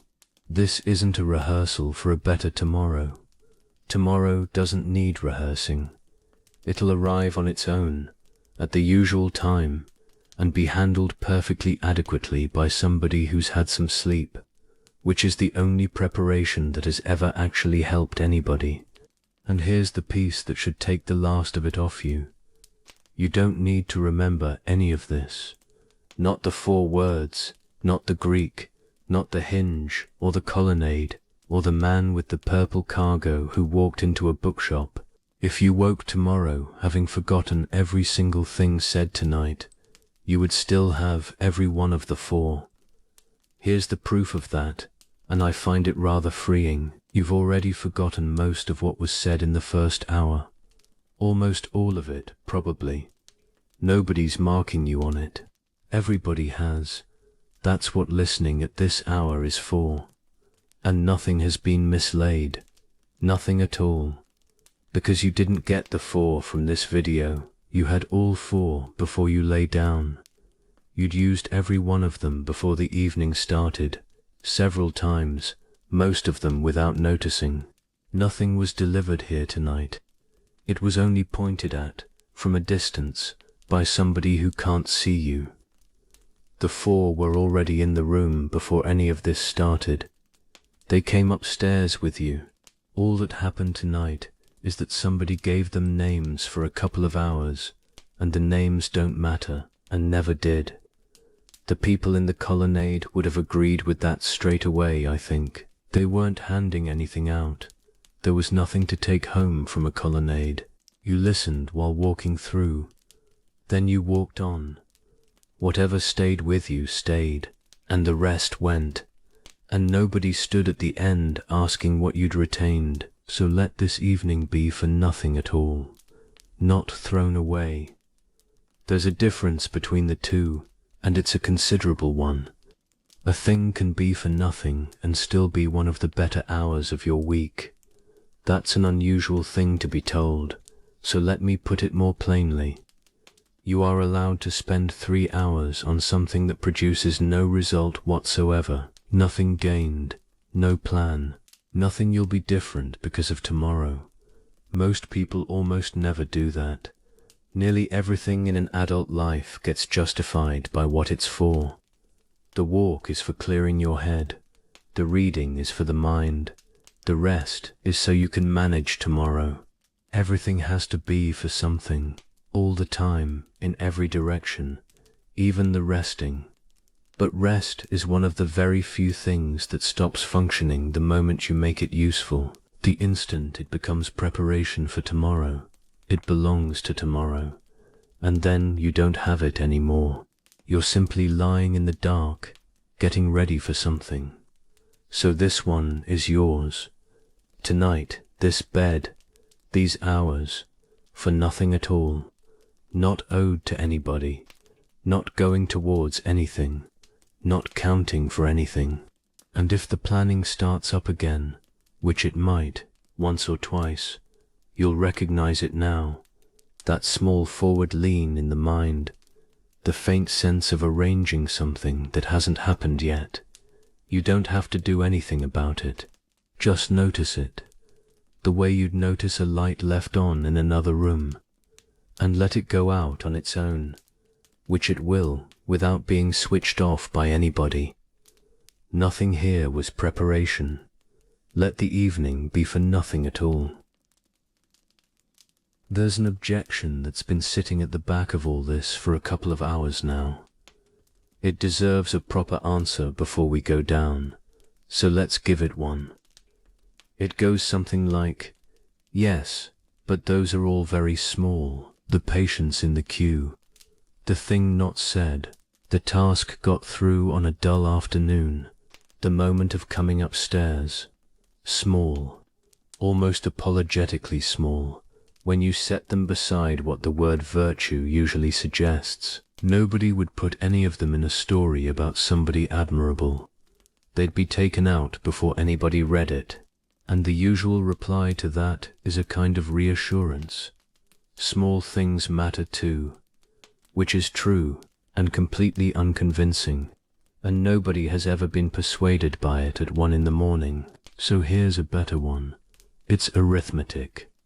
Start by counting the hours. Think about the large moments in a life, the genuinely significant ones, the decisions, the turning points, the things you'd list if somebody asked you to sum up your life so far.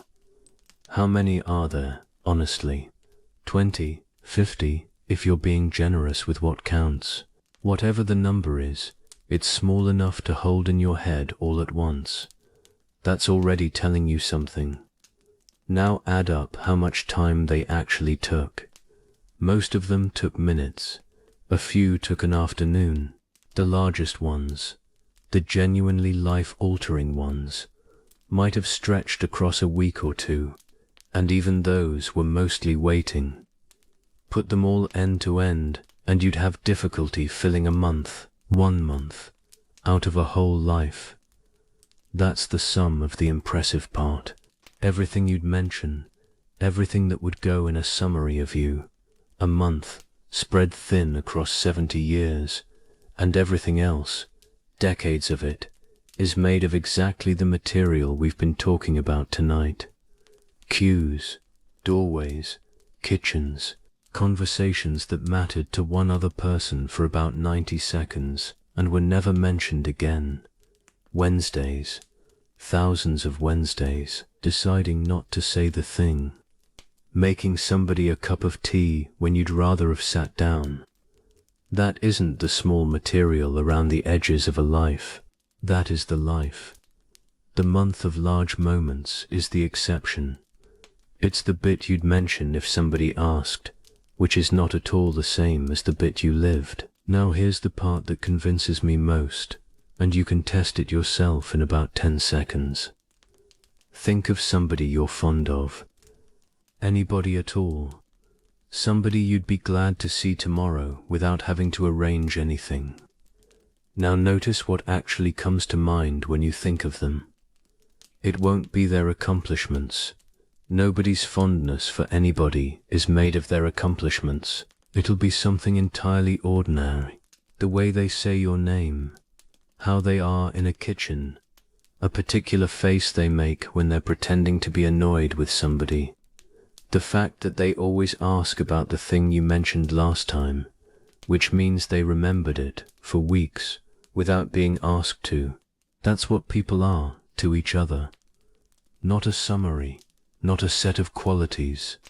A handful of small, ordinary things, repeated often enough that they turned into a person. And notice what every single one of those actually is. The way they say your name, that's giving somebody their due.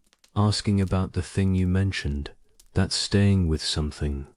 Being easy in a kitchen, that's a person in one piece. All four, in miniature. Done without anybody noticing, least of all them.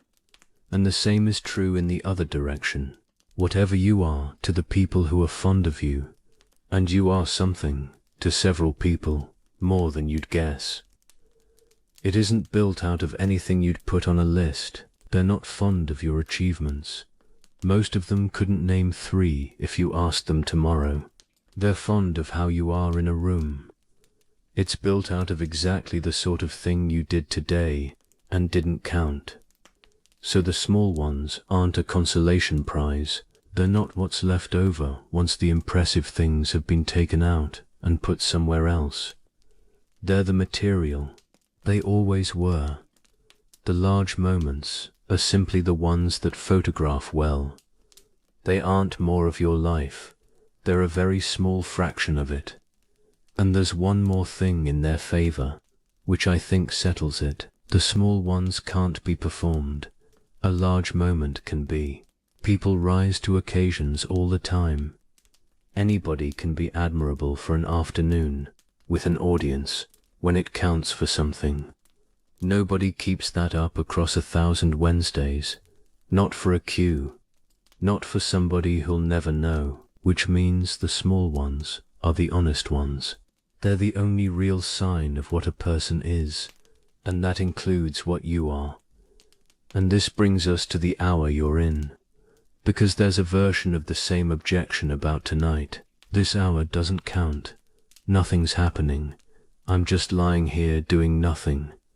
Everybody has that thought, usually right about now, in the second half of a long night. But by everything we've just said, that isn't right. This hour is made of exactly the same substance as all the others. It's ordinary. It's small. Nothing about it would go on any list anybody has ever kept, which is what almost every hour of your life has been like. which puts it squarely in the enormous majority of your life. The part nobody keeps any record of. The part that isn't for anybody else. The part that quietly adds up to almost the whole of it. So you're not waiting for your life to start up again in the morning. That's the thing worth having from all this. You're in it, right now, lying down, warm, doing the smallest possible thing a person can do. This is one of the hours. There aren't two kinds, and it counts exactly as much as any other hour. Which is to say, quite a lot, quietly, in a way that nobody will ever measure, including you. The small ones aren't the leftovers, they're the whole of it.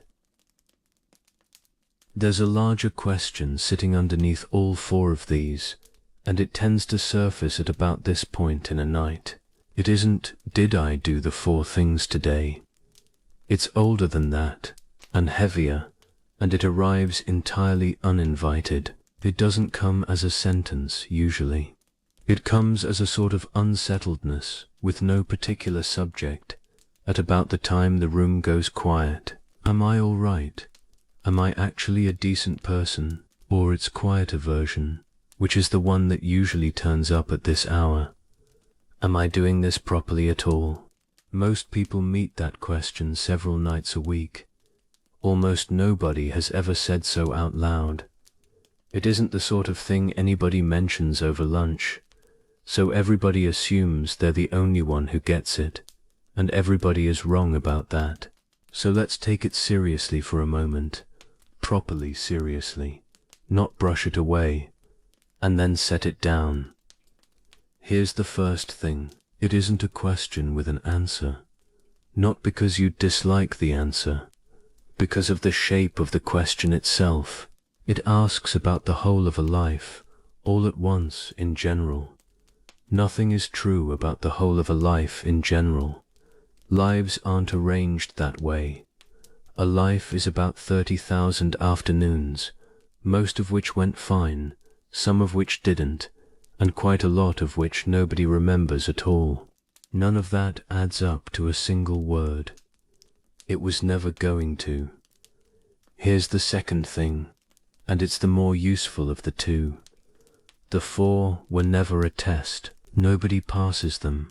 There's no line to be on the right side of, and there never was one, and none of the people who wrote about them thought otherwise. They knew exactly what they were describing, because they were describing themselves on ordinary days.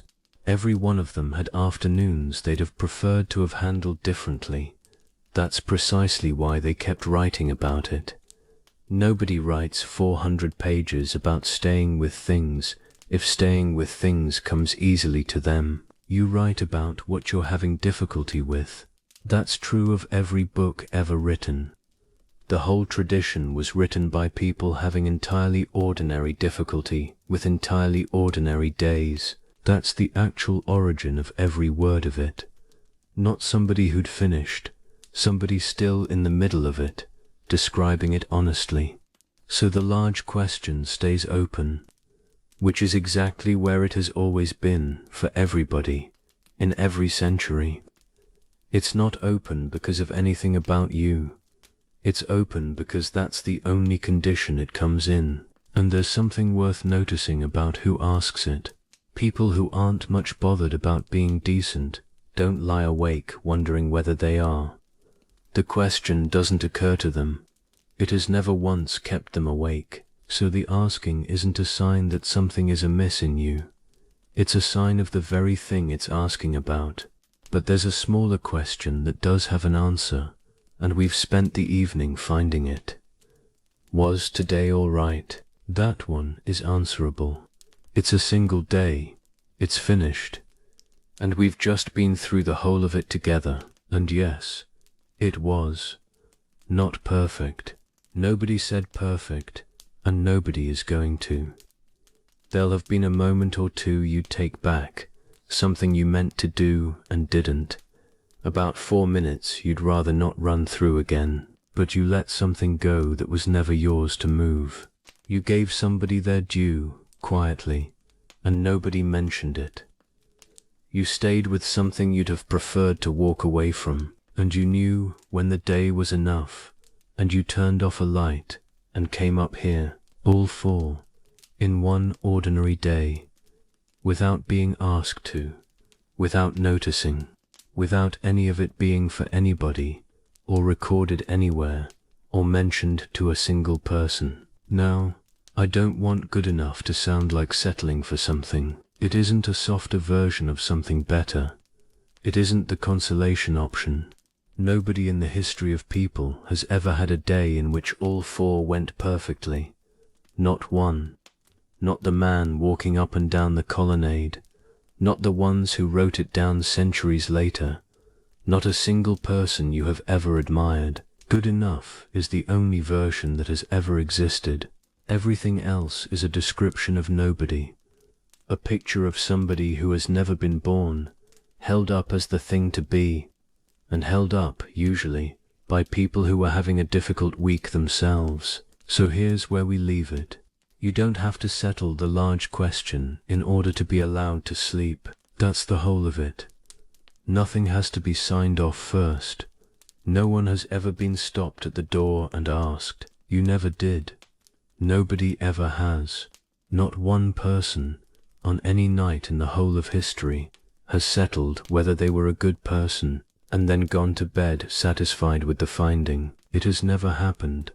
Not once, in any language, in any century. The question simply doesn't close. It isn't built to.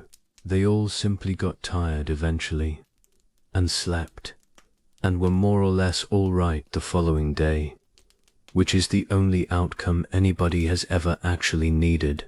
Every philosopher who ever wrote about it, every emperor, every person in every house on your street tonight, without exception. That's the arrangement. It always has been, and it works, and nobody has ever come up with anything better. And from here, the night takes over. The night has never once needed you to be anything at all. It doesn't know what sort of person you are, and it has no interest in finding out. It simply goes ahead and darkens, and cools, and carries whoever happens to be lying in it.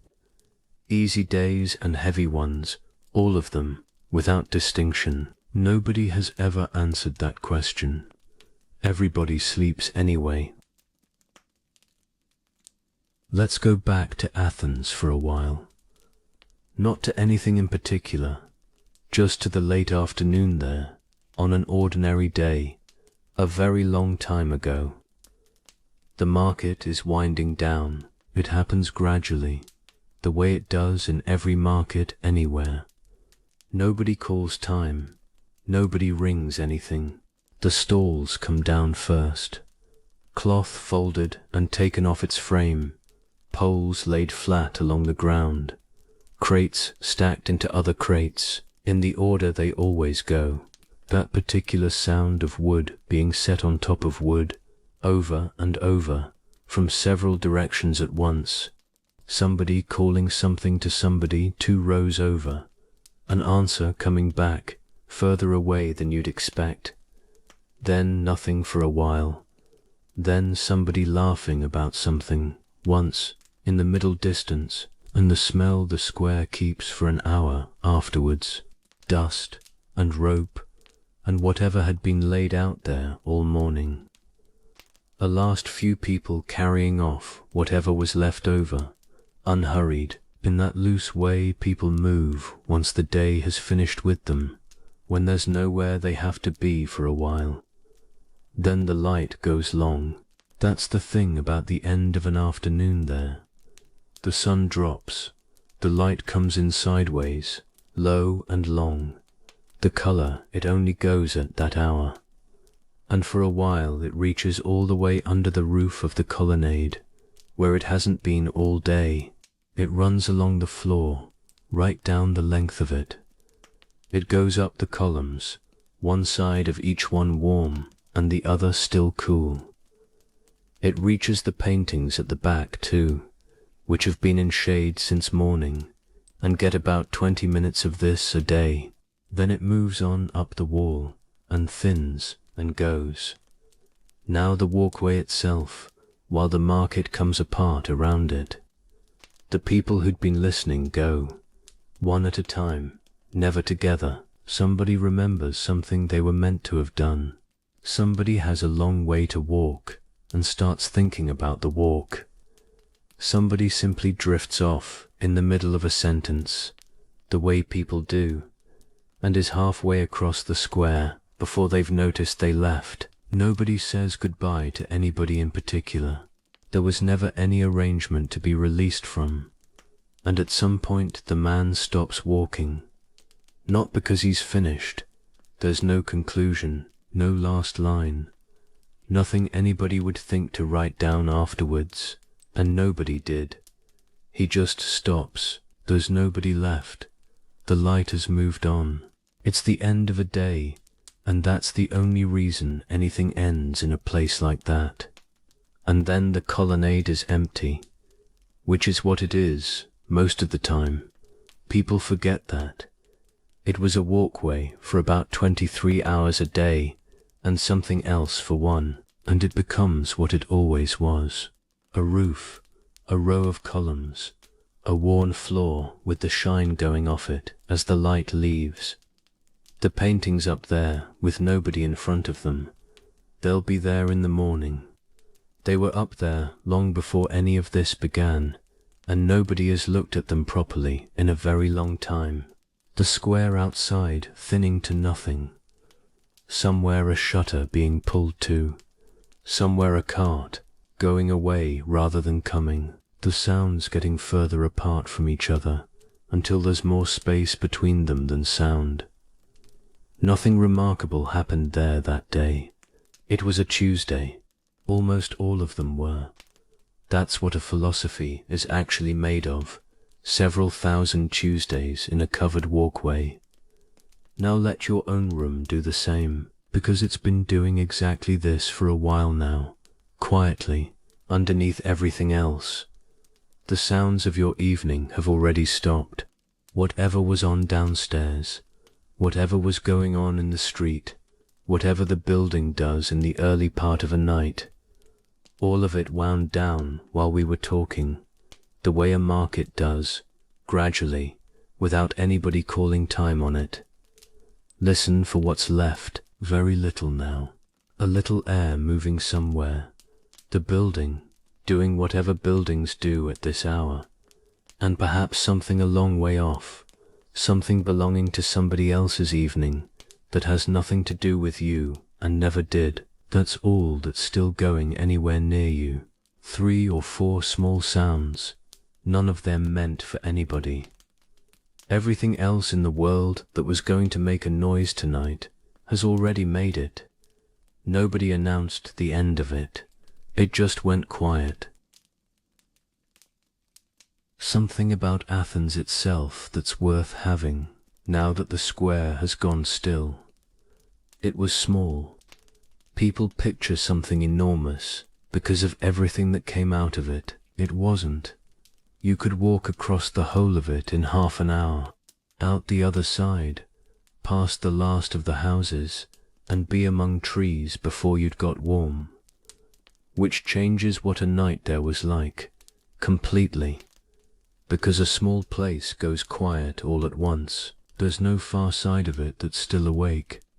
No other quarter carrying on without you.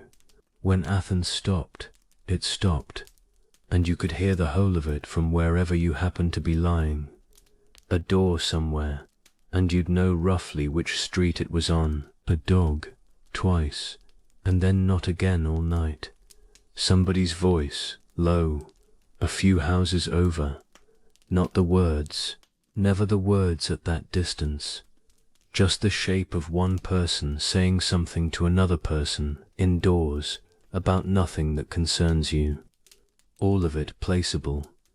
All of it belonging to somebody you'd know by sight in the morning. Nothing anonymous anywhere in it. That's what living in a small place is. Every sound in the dark has a name attached to it, somewhere, even if you can't be bothered to work out which one. Then, very quickly, the town runs out. That's the other thing about small places. There were no long outskirts, nothing gradual. You came to the last houses, and then you were simply in the country, with nothing arranged in between. Olive trees, in rows, going up the slope. Old ones, most of them. Trees that were already well grown when the man in the colonnade was young, and would still be standing long after everybody in this story. Olives do that. They go on for centuries after whoever planted them. Dry grass, loose stones everywhere, the way they always are on that sort of hillside, and the particular smell those slopes have after a warm day, when the ground has stopped taking heat in and starts giving it back. A goat somewhere further up, still moving about, in no hurry about anything, the small sound of stones shifting under it, then nothing, then a few more, further off. Beyond that, the hills, folded over each other, holding the last of the light along their tops for a good while after the town below has gone without it, then letting that go too, slowly, from the bottom upwards. Then further out still, past the hills, where nobody in that town would have been going at this hour, because the sea is only a few miles off. It's doing what it does, all night, whether anybody is listening or not, and mostly nobody is. Nobody in that town could hear it. Too far, and a hill in the way. But it was there the whole time, going in and out, in the dark, all through everybody's sleep. And over the whole of it, the same stars anybody has ever had. They were the one thing everybody in that town had in common, with each other, and with everybody who came before them, and with you tonight, which is an oddly steadying thing to be thinking about in bed. The town, the olive rows, the hills, the water beyond them, nothing in any of it doing anything at all for about 8 hours, nothing required of any of it. Now come back to where you actually are, because your own place is small too at this hour. Whatever size it is in daylight, at night it comes down to what you can hear, and what you can hear is almost nothing. A room, a building around the room, something outside that isn't near and isn't coming closer. You could map the whole of it from here without moving anything but your attention, and there'd be almost nothing on the map. A few rooms, a road, whatever is over the way. That's the extent of the territory until morning. That's how small the world gets, every night, for everybody. It closes down to one warm room with somebody in it. Athens did exactly this. So does every city there has ever been, every night, without any of them arranging it between themselves. Nobody sleeps in a large world. Nobody ever has. It was a small place, and it went quiet all at once. So has yours. Let's take one door, somewhere, and close it very slowly. Not your door. Any door. One in a house you've never been in. A heavy one. Wood, older than anybody living in the house. The grain risen where hands have been going for years, in the same place, at the same height. You could find that patch in the dark. It's standing open. It's been open all day, hooked back, in the way people leave doors in summer. Now something starts it moving. Feel the weight come off the wall and into the swing. That first moment where the door stops being part of the room and becomes something in motion. It takes the smallest start, and then it carries on by itself, heavier than it looks. Those doors always are. And the hinge has been taking all of it, silently, since before anybody in the house was born. Now listen to the hinge, because that's the whole reason we're here. That small sound they make. Nothing unhappy about it. Just the noise of metal turning inside metal, slowly, carrying more weight than you'd think. It doesn't need helping along. Once a door that size is moving, it goes by itself. You could take your hand away now. It would carry on without you at exactly the same speed and finish properly and settle. Look at the gap now, the width of the room beyond it narrowing. A foot of it, then a hand's width, then narrower than that. The light in the gap goes with it, a long upright strip of it at first, then thinner, then a line, then a thread of it, and you're watching a thread, then not a thread, then the frame and the wall, and no light coming through from anywhere, and the last part is always slower. Nothing is slowing it on purpose. That's simply how a door on a good hinge behaves. Every heavy door does that. It comes almost to the frame, and then eases through the final inch, slowly, as though it's arriving somewhere rather than closing on anything. And the sound at the end isn't much of a sound at all.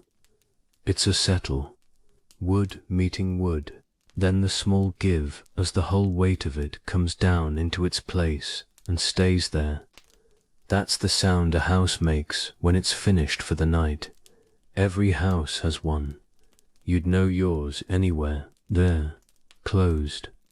Now the room on this side of it, nothing in there has changed at all. Same chairs, same air, same everything as a minute ago, right down to the dust not moving in it. But it's separate now.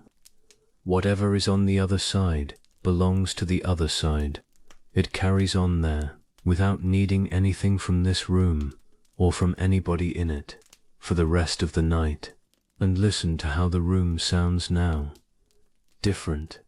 Closed rooms always are. Smaller, somehow. The edges nearer. Everything a little softer at the corners. Your own breathing louder than it was, with nothing else in the room to cover it. That change happens every night, in every room, and almost nobody has ever stopped to notice it. Now let your own place do the same thing, which is easier than it sounds, because it's already done it, because every door in it is already closed and has been for hours. The front one, closed by you, without a thought, on your way past it. The rooms you're not in, the cupboards, the drawers, whatever opens in that place is currently not open, every one of them swinging on the same 2 bits of metal and a pin. Not one of them mentioned it at the time. You did the whole set this evening, one at a time, over about 2 hours, and you couldn't name a single one of them now if somebody asked you to. That's how these things get done, quietly, in passing, by somebody thinking about something else. So most of the closing was finished before any of this started. There's one left over, the last one of the day. Let the eyes go, nothing to it. Just let the weight of the lids do what a door does. That first part where they're still deciding, and could go either way, and haven't chosen yet. They will. They always do, eventually, in everybody.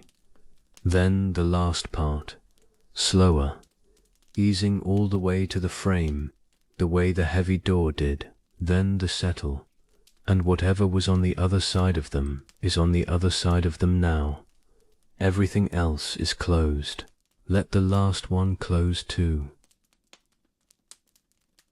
Notice what isn't running anymore. Not in you, around you first. Nothing anywhere near you is counting anything. Not the room, not the building, nothing in the street outside. There's no list within reach of you. Nothing has to be added up before morning. Nothing is waiting to be totaled. Nobody is going to ask you how much of anything. Think for a second about how unusual that is. There is almost no other hour of your week when that's true. Not one, from waking until now, all day, in every direction, things are being measured. Hours, amounts, how long something took, whether there was enough of it, and whether it arrived when it was meant to. The whole daylight world runs on that, more or less continuously, and mostly you don't notice because it never stops. And at this hour, all of it has stopped, not paused, stopped properly, until the light comes back and somebody somewhere starts it up again, which is hours away and nothing to do with you. Along your street, in every one of those houses, nothing is being counted either. Same in the next street, same in the one after that. Everything that adds things up has been left where it was, on a table, face down, doing nothing at all until somebody picks it up again. The whole apparatus off, in every house on the road. Whatever anybody was reckoning up this afternoon is sitting somewhere in the dark, half done, and perfectly all right about it. It'll still be there tomorrow. It isn't going anywhere. Nothing left half done overnight has ever minded being left. Now the one inside, which is the only one that was ever difficult to stop. Though first, one more out here. Notice that you don't know what time it is. Not exactly. You could probably guess within half an hour, and you'd rather not look, and there's no reason to. That's unusual too.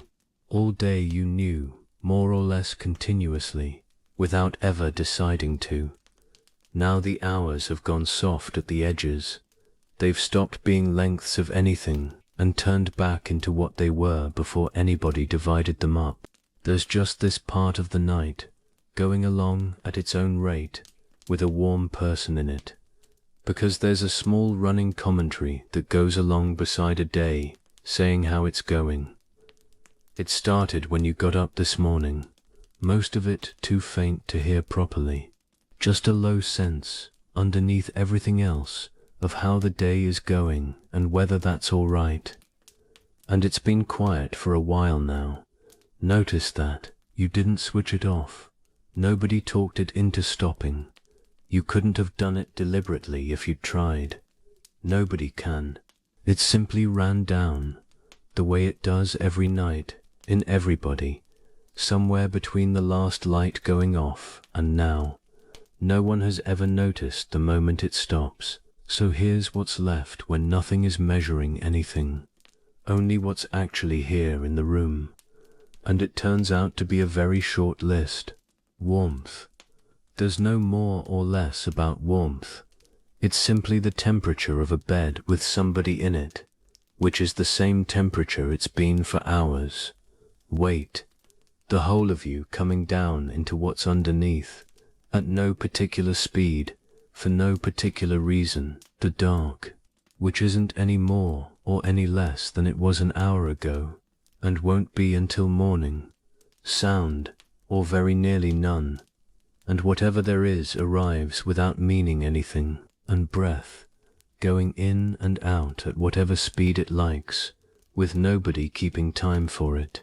It's been managing that on its own for a great many years, in the dark, while you were elsewhere. Not one of those has anything attached to it. They're not going well or otherwise. They're simply what's in the room. That's the entire inventory of this hour. 5 things, none of them requiring anything. You could hold the whole lot on one hand and have a finger spare. A warm shape in a dark room, breathing, with nothing being reckoned up anywhere in the building, or on the road, or for several streets in any direction. Nothing is being counted tonight. There's only what's here. Something worth noticing about the bed you happen to be in. It was cool when you got into it. You may not remember that. It was a while ago now. Most beds are. There's always that first minute, the sheet cooler than you are. That small arranging people do, finding the least cool part, keeping still until it comes round. It isn't cool now, nowhere near. Feel that for a second. It's genuinely warm in there now. Not a temperature you'd have arranged if somebody had asked you, just the one that arrived. Warm cloth has a smell too, faint, and clean, and only there once the bed has come round. Now, where did that come from? Nothing was switched on. Nobody brought anything in. Nothing in this room is making warmth. You made it. All of it. Every bit of the warmth you're lying in came out of you. Over the last half hour, at the rate a person gives off warmth doing nothing whatsoever, lying still, thinking about something else. That's the only source in the room. There isn't a second one. The cloth simply kept it. That's all a blanket does. It doesn't warm anything. It has no warmth of its own at all. Not any. It only stops what you're giving off from wandering away into the room, and hands it back to you a few minutes later, and it handed the whole lot back to you, slowly, without being thanked, which is becoming a theme tonight. That took a while, 20 minutes perhaps, half an hour. Nothing about it was quick, and nothing about it needed you. You weren't paying attention while it happened. Nobody ever is. It arrives so gradually that there's no moment where the bed becomes warm. There's no point you could put a finger on. It simply is warm, by the time anybody thinks to notice, which is usually about now. Now feel the shape of it. It isn't even. It never is. Warmest where you've been longest. Along the back, usually. Or wherever the most weight has been resting for the last while. That's where it collects. Cooler out towards the edges. There'll be a part of the sheet, a little further off, that's still exactly the temperature of the room. Nothing of yours has reached that far yet. And somewhere between the two, a line where one becomes the other, which shifts a little whenever you do. Now the parts of you, one at a time. The back of the neck, usually well ahead of everything else. The chest, wherever one part of you happens to be resting on another part. Those places go first, always. The hands, which always take longest, and may only be getting there now. Turn one over, if it's easy. There'll be a warm side and a cooler one. And the feet, which run their own arrangement entirely and never consult anybody. Either they've come round by now, or they're on their way. They usually manage it in the end. Now here's the part I like best about all this. It keeps going. It doesn't level off at some point and hold there. All night, quietly, it builds. The bed is warmer at 4 in the morning than it was at midnight. In every bed, in every country, for as long as there have been beds. There's something rather nice in that. The warmest this bed will be tonight is a moment you won't be present for.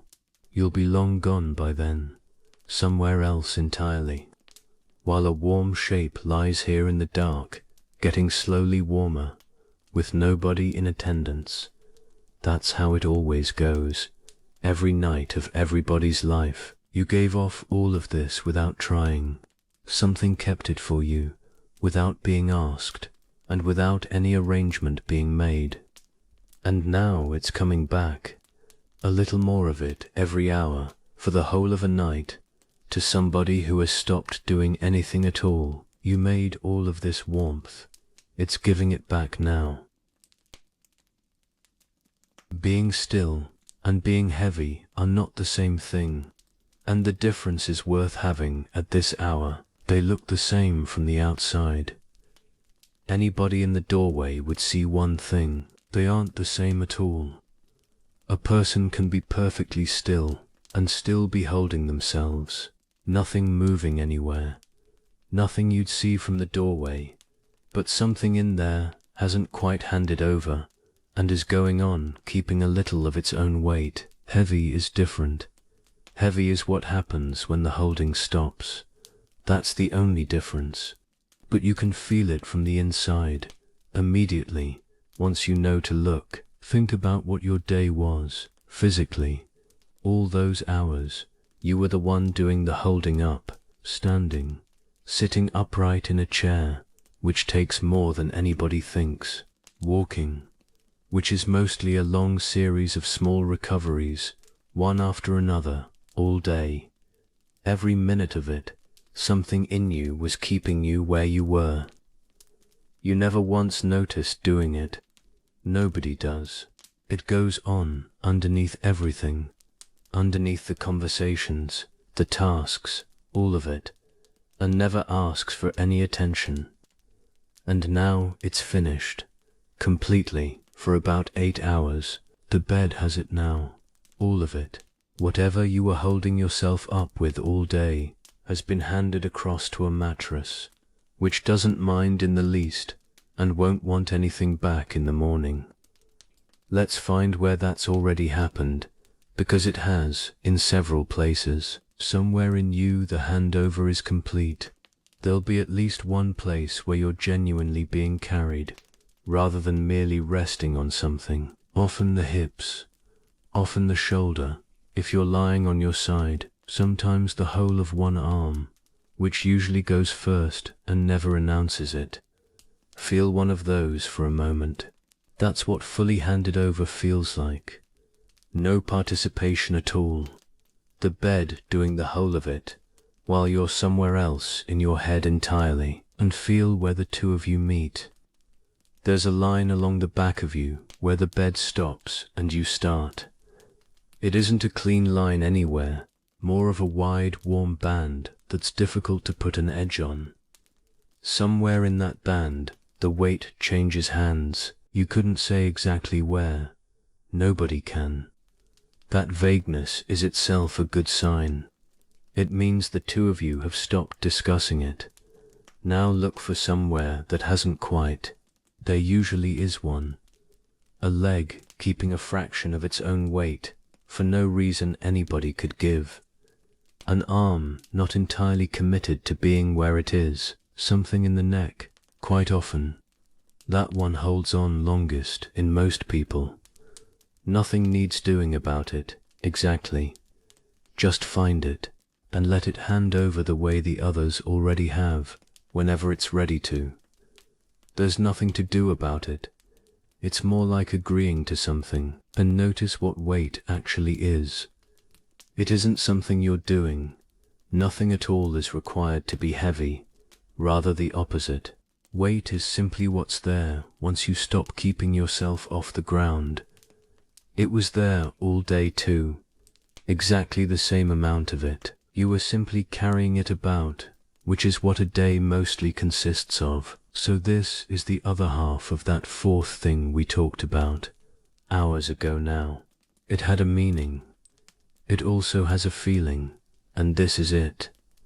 Enough has a direction, as it turns out, and the direction is down. It's the whole of you settling towards the middle of the earth at the ordinary rate, with nothing left over, nothing being kept back, nothing anywhere in you still occupied with anything. That's what it feels like from the inside. Not lightness, not floating anywhere. Downward and finished. Nothing is holding you up anymore. That's all weight is. One layer down from where we've been all night, there's another level. Up here, everything has a name. That's what we've been doing for hours. This one is called patience. That one is called giving somebody their due. 4 words for 4 things, and a considerable amount of explaining around each of them. All of it useful in daylight, when somebody needs to explain something to somebody. But there's a layer beneath it where nothing is called anything. Let's go down there for the rest of the night. Start with something small. Your arm, wherever it happens to be lying. Up here it's the body at rest. A phrase, something you could say to somebody. Down there it's a warm arm, lying somewhere, being an arm. No part of that has a word on it, or the weight in your back. Up here, that's letting go. We spent a whole movement on it. Down there, it's heaviness. Going the direction heaviness goes. Nobody calling it anything. Nobody needing to. Feel the difference between those two. It's small. It's also unmistakable once you've noticed it once. Naming a thing takes a small amount of doing, not much at all, but there's a tiny lift in it, a slight reaching up to fetch the word, and then bringing it back down and putting it on the thing. You've been doing that all evening without noticing. Down below, none of that at all. Nothing gets fetched, nothing gets brought back. Whatever is there is simply there, with no name on it, going on quietly. The breath isn't the breath, it's just what's happening in the middle of you, and has been for some time, and will go on happening. The dark isn't darkness. Darkness is a word with a feeling built into it. This is only what's there when nothing needs seeing. And the warmth isn't anything at all. It's just warm. That's all that can be said about it. And even that was more than necessary. Go a little further down, below the four, below the whole evening, below the colonnade, and the shipwreck, and the man in Milan looking for a word. They can all stay up there. They've been perfectly good company, and they don't need you. Below anything anybody could put a name to at all. There's nothing down here that needs identifying. Nothing is asking what it is. Nothing has ever asked. No categories. Nothing that belongs in one place rather than another. Just a quantity of warmth, in roughly the shape of a person. Some slow movement in the chest, going in and out. A large, soft thing beneath all of it, holding the whole arrangement up without being asked. And no words anywhere near any of it. Not one. Notice how much quieter it is down at this level, considerably. More than you'd expect from stopping something so small. Not the room. The room hasn't changed at all.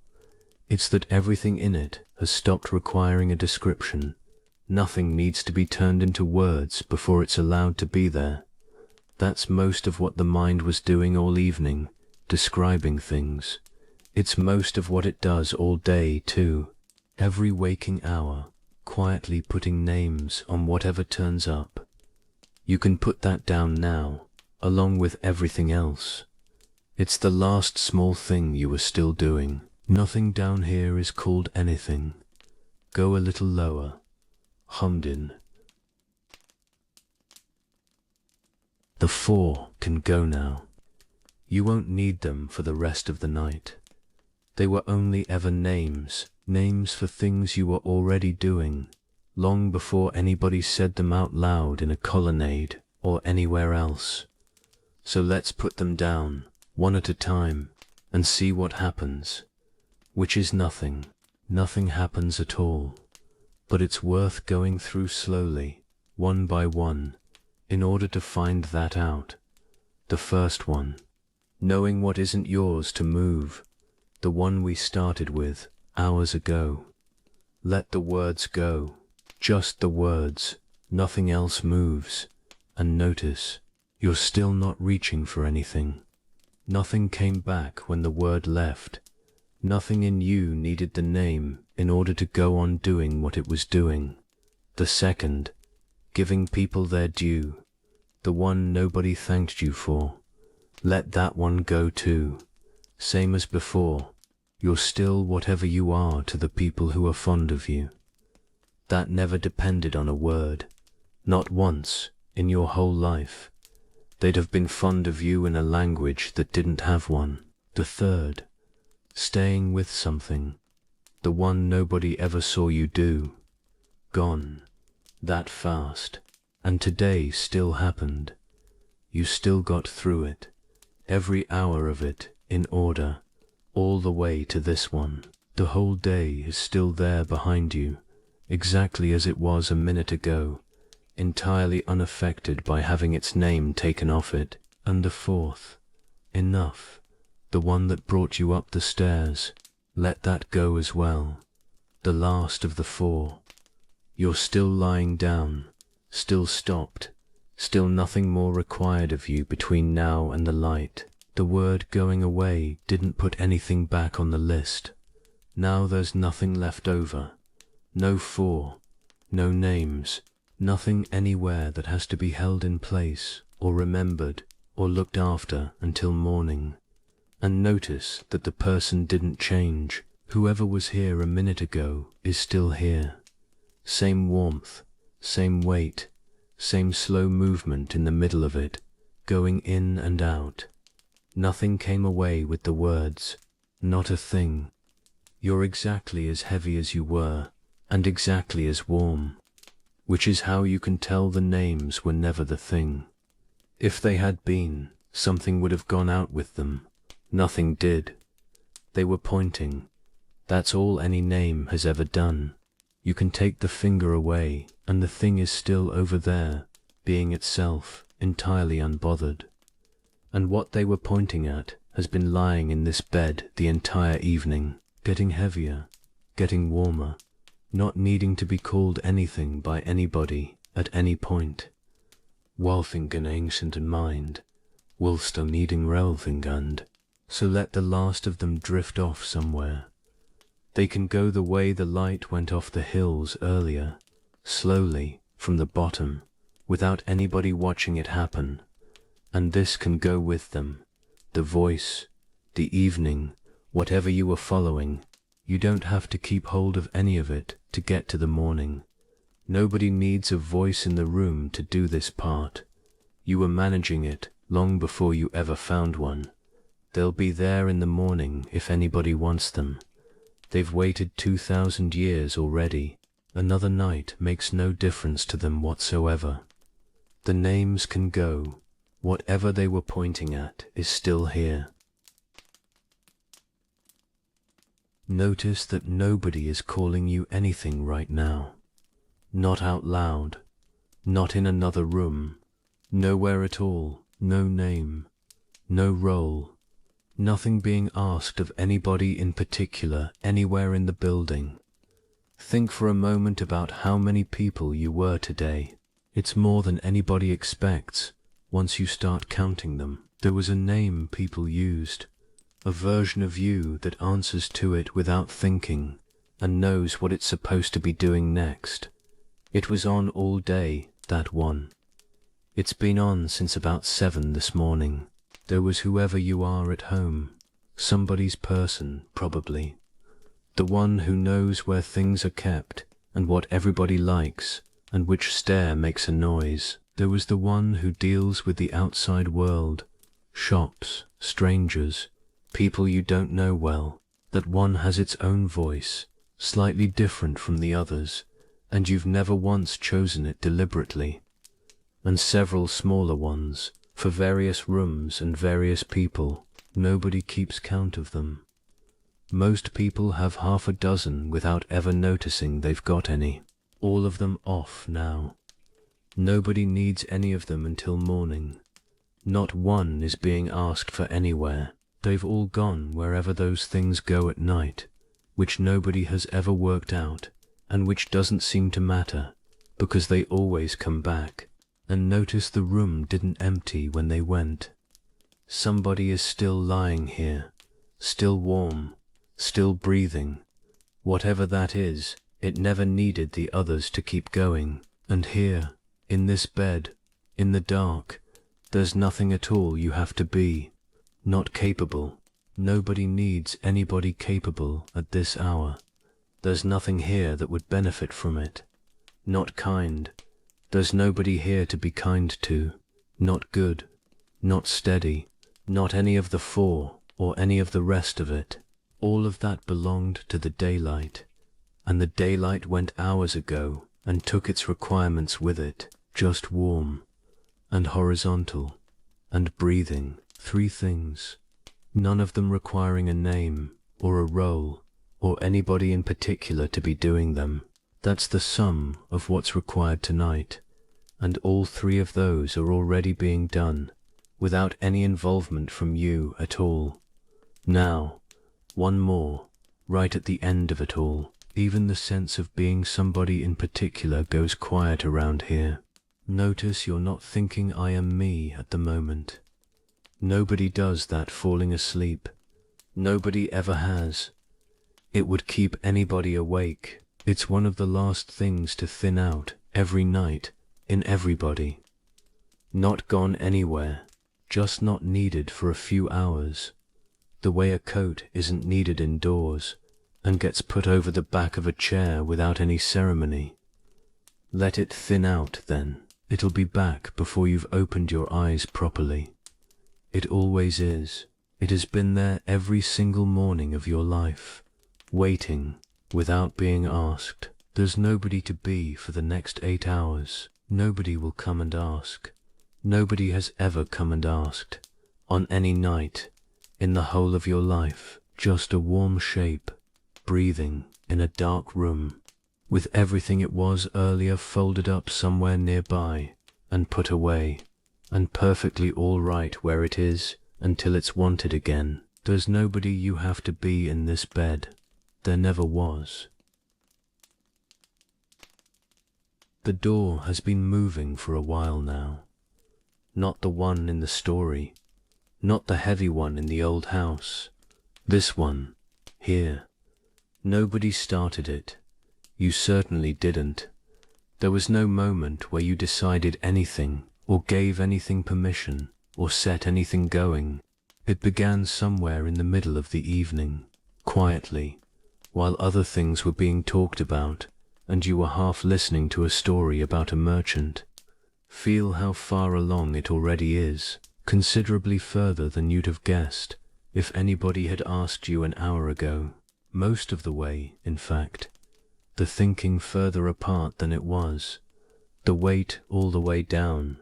The room gone quiet around you without your having noticed it happen. The eyes, which closed some time ago and haven't opened since and won't now. All of that is the swing. That's what it looks like from the inside. You've been in the middle of it the whole time we've been talking, and it doesn't need anything from here. That's the whole point of a hinge. It was the point at the beginning of the evening too. Once the thing is moving, it goes. Nobody stands there seeing it through to the end. Nobody has to. You could take your attention away entirely right now, and it would carry on. Same speed, same direction, arriving in its own time, the way it has every night of your life. There's nothing to help with. There never was, on any night. Every single one of them managed perfectly well without you, and this one will too. Now, the last part, which is always slower. You know that from the heavy door earlier. It comes nearly to the frame, then eases through the final inch, taking its time about it, as though there were no hurry anywhere in the house.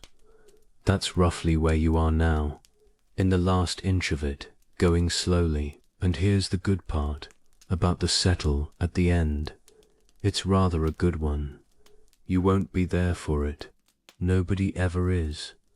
In the whole history of people going to sleep, every night, in every house, for as long as there have been people, not one person has been present for the moment it happens.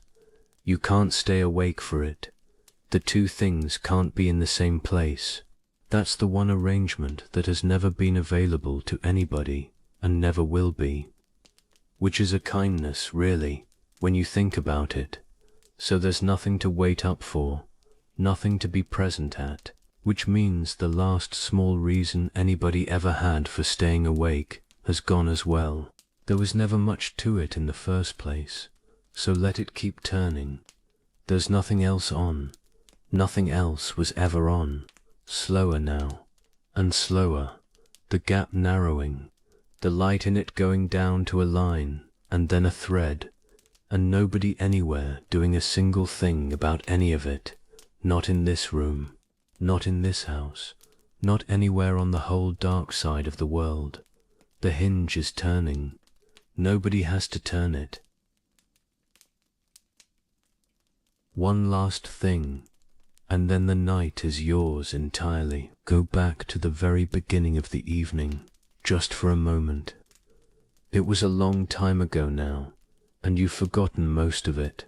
which is exactly right. There were 4 of them, and the words somebody chose for them, centuries later, in a study in Milan, meant hinge. Not something grand, not something to be reached for, or aspired to, or put on a wall, a small piece of metal that a door turns on, that nobody looks at, that takes the whole weight of something much larger than itself, silently, for about 100 years. That was the whole idea. Everything since has only been walking around it, slowly, looking at it from different sides. So here's where all of it comes out. You didn't have to go and find them anywhere. Not in a book, not in a colonnade, not in 3 hours of somebody talking in the dark. That was never the arrangement. Nobody was ever meant to go out and collect 4 qualities and bring them home and fit them. That's a modern idea, and a heavy one to carry about. They were in the door already. They've been holding it all your life, through every year of it, including the ones you'd rather not go over, when you were quite sure you had none of them at all. You used every one of them today, in an ordinary way, in ordinary rooms, without noticing at the time, and without a word from anybody afterwards. Something you let go of, because it was never yours to move. Something you gave to somebody who didn't notice getting it. Something you stayed with, that you'd rather have left. And the moment you decided the day had been a day, and turned off a light, and came up here, 4 hinges, all of them small, all of them already yours, and already used, before this evening started. And notice what didn't happen tonight. Nothing was added to you. Not one thing, which is unusual for an evening spent listening to somebody talk. Most things want to leave you with something. Nothing was made better. Nobody handed you anything. There isn't one part of you that's different from the person who came up the stairs a few hours ago. If anything, you're carrying a bit lighter than when you came up, which brings us to the last word, and it's the 4th one, enough. Not you'll be enough, once something changes, once the thing is sorted, or the week turns round. Not you were enough today, because today happened to go reasonably well. Just enough, in the plainest sense there is. The way a thing is complete, and doesn't need anything else adding to it, and isn't waiting for a final part to arrive. That was true this morning, before anything had happened. It was true through the difficult part of the afternoon, when it certainly didn't feel like it. And it's true now, lying here, having done absolutely nothing for an hour, and about to do nothing for 8 more. And it will be true in the morning, before you've said a word to anybody, or done one thing about anything at all. That's the whole of what those 4 were ever pointing at. Not 4 things to be. One person being ordinary, and that being sufficient, which is what the whole tradition comes down to, once you take the grand words off it. Somebody decent, having a Tuesday, not a mark to reach, not something to become, a description of somebody ordinary and decent, lying down at the end of an ordinary day, with the door swinging quietly too, and the hinge taking all of it, the way it always has, without anybody thanking it once. Nothing was added tonight. You were always enough. And so we come to the quiet end of the night. Whatever you heard tonight, carry it lightly. Hold it with both hands open. You don't have to keep it, or use it, or even remember it. It will be here again, waiting gently on another evening, and so will I. May the weight of the day be set down now, and stay down until morning. May the things you cannot change grow softer in the dark. May your kind, tired mind, the one that has carried so much and tried so hard, find that it is finally allowed to rest. There is nothing left to do tonight, nothing to solve, nothing to carry. You have done enough. You are enough. You can let it all go now. Just breathe and soften and sleep as deeply and as long as you need to. Sleep well, friend, and thank you truly for spending this night here at Restful Minds.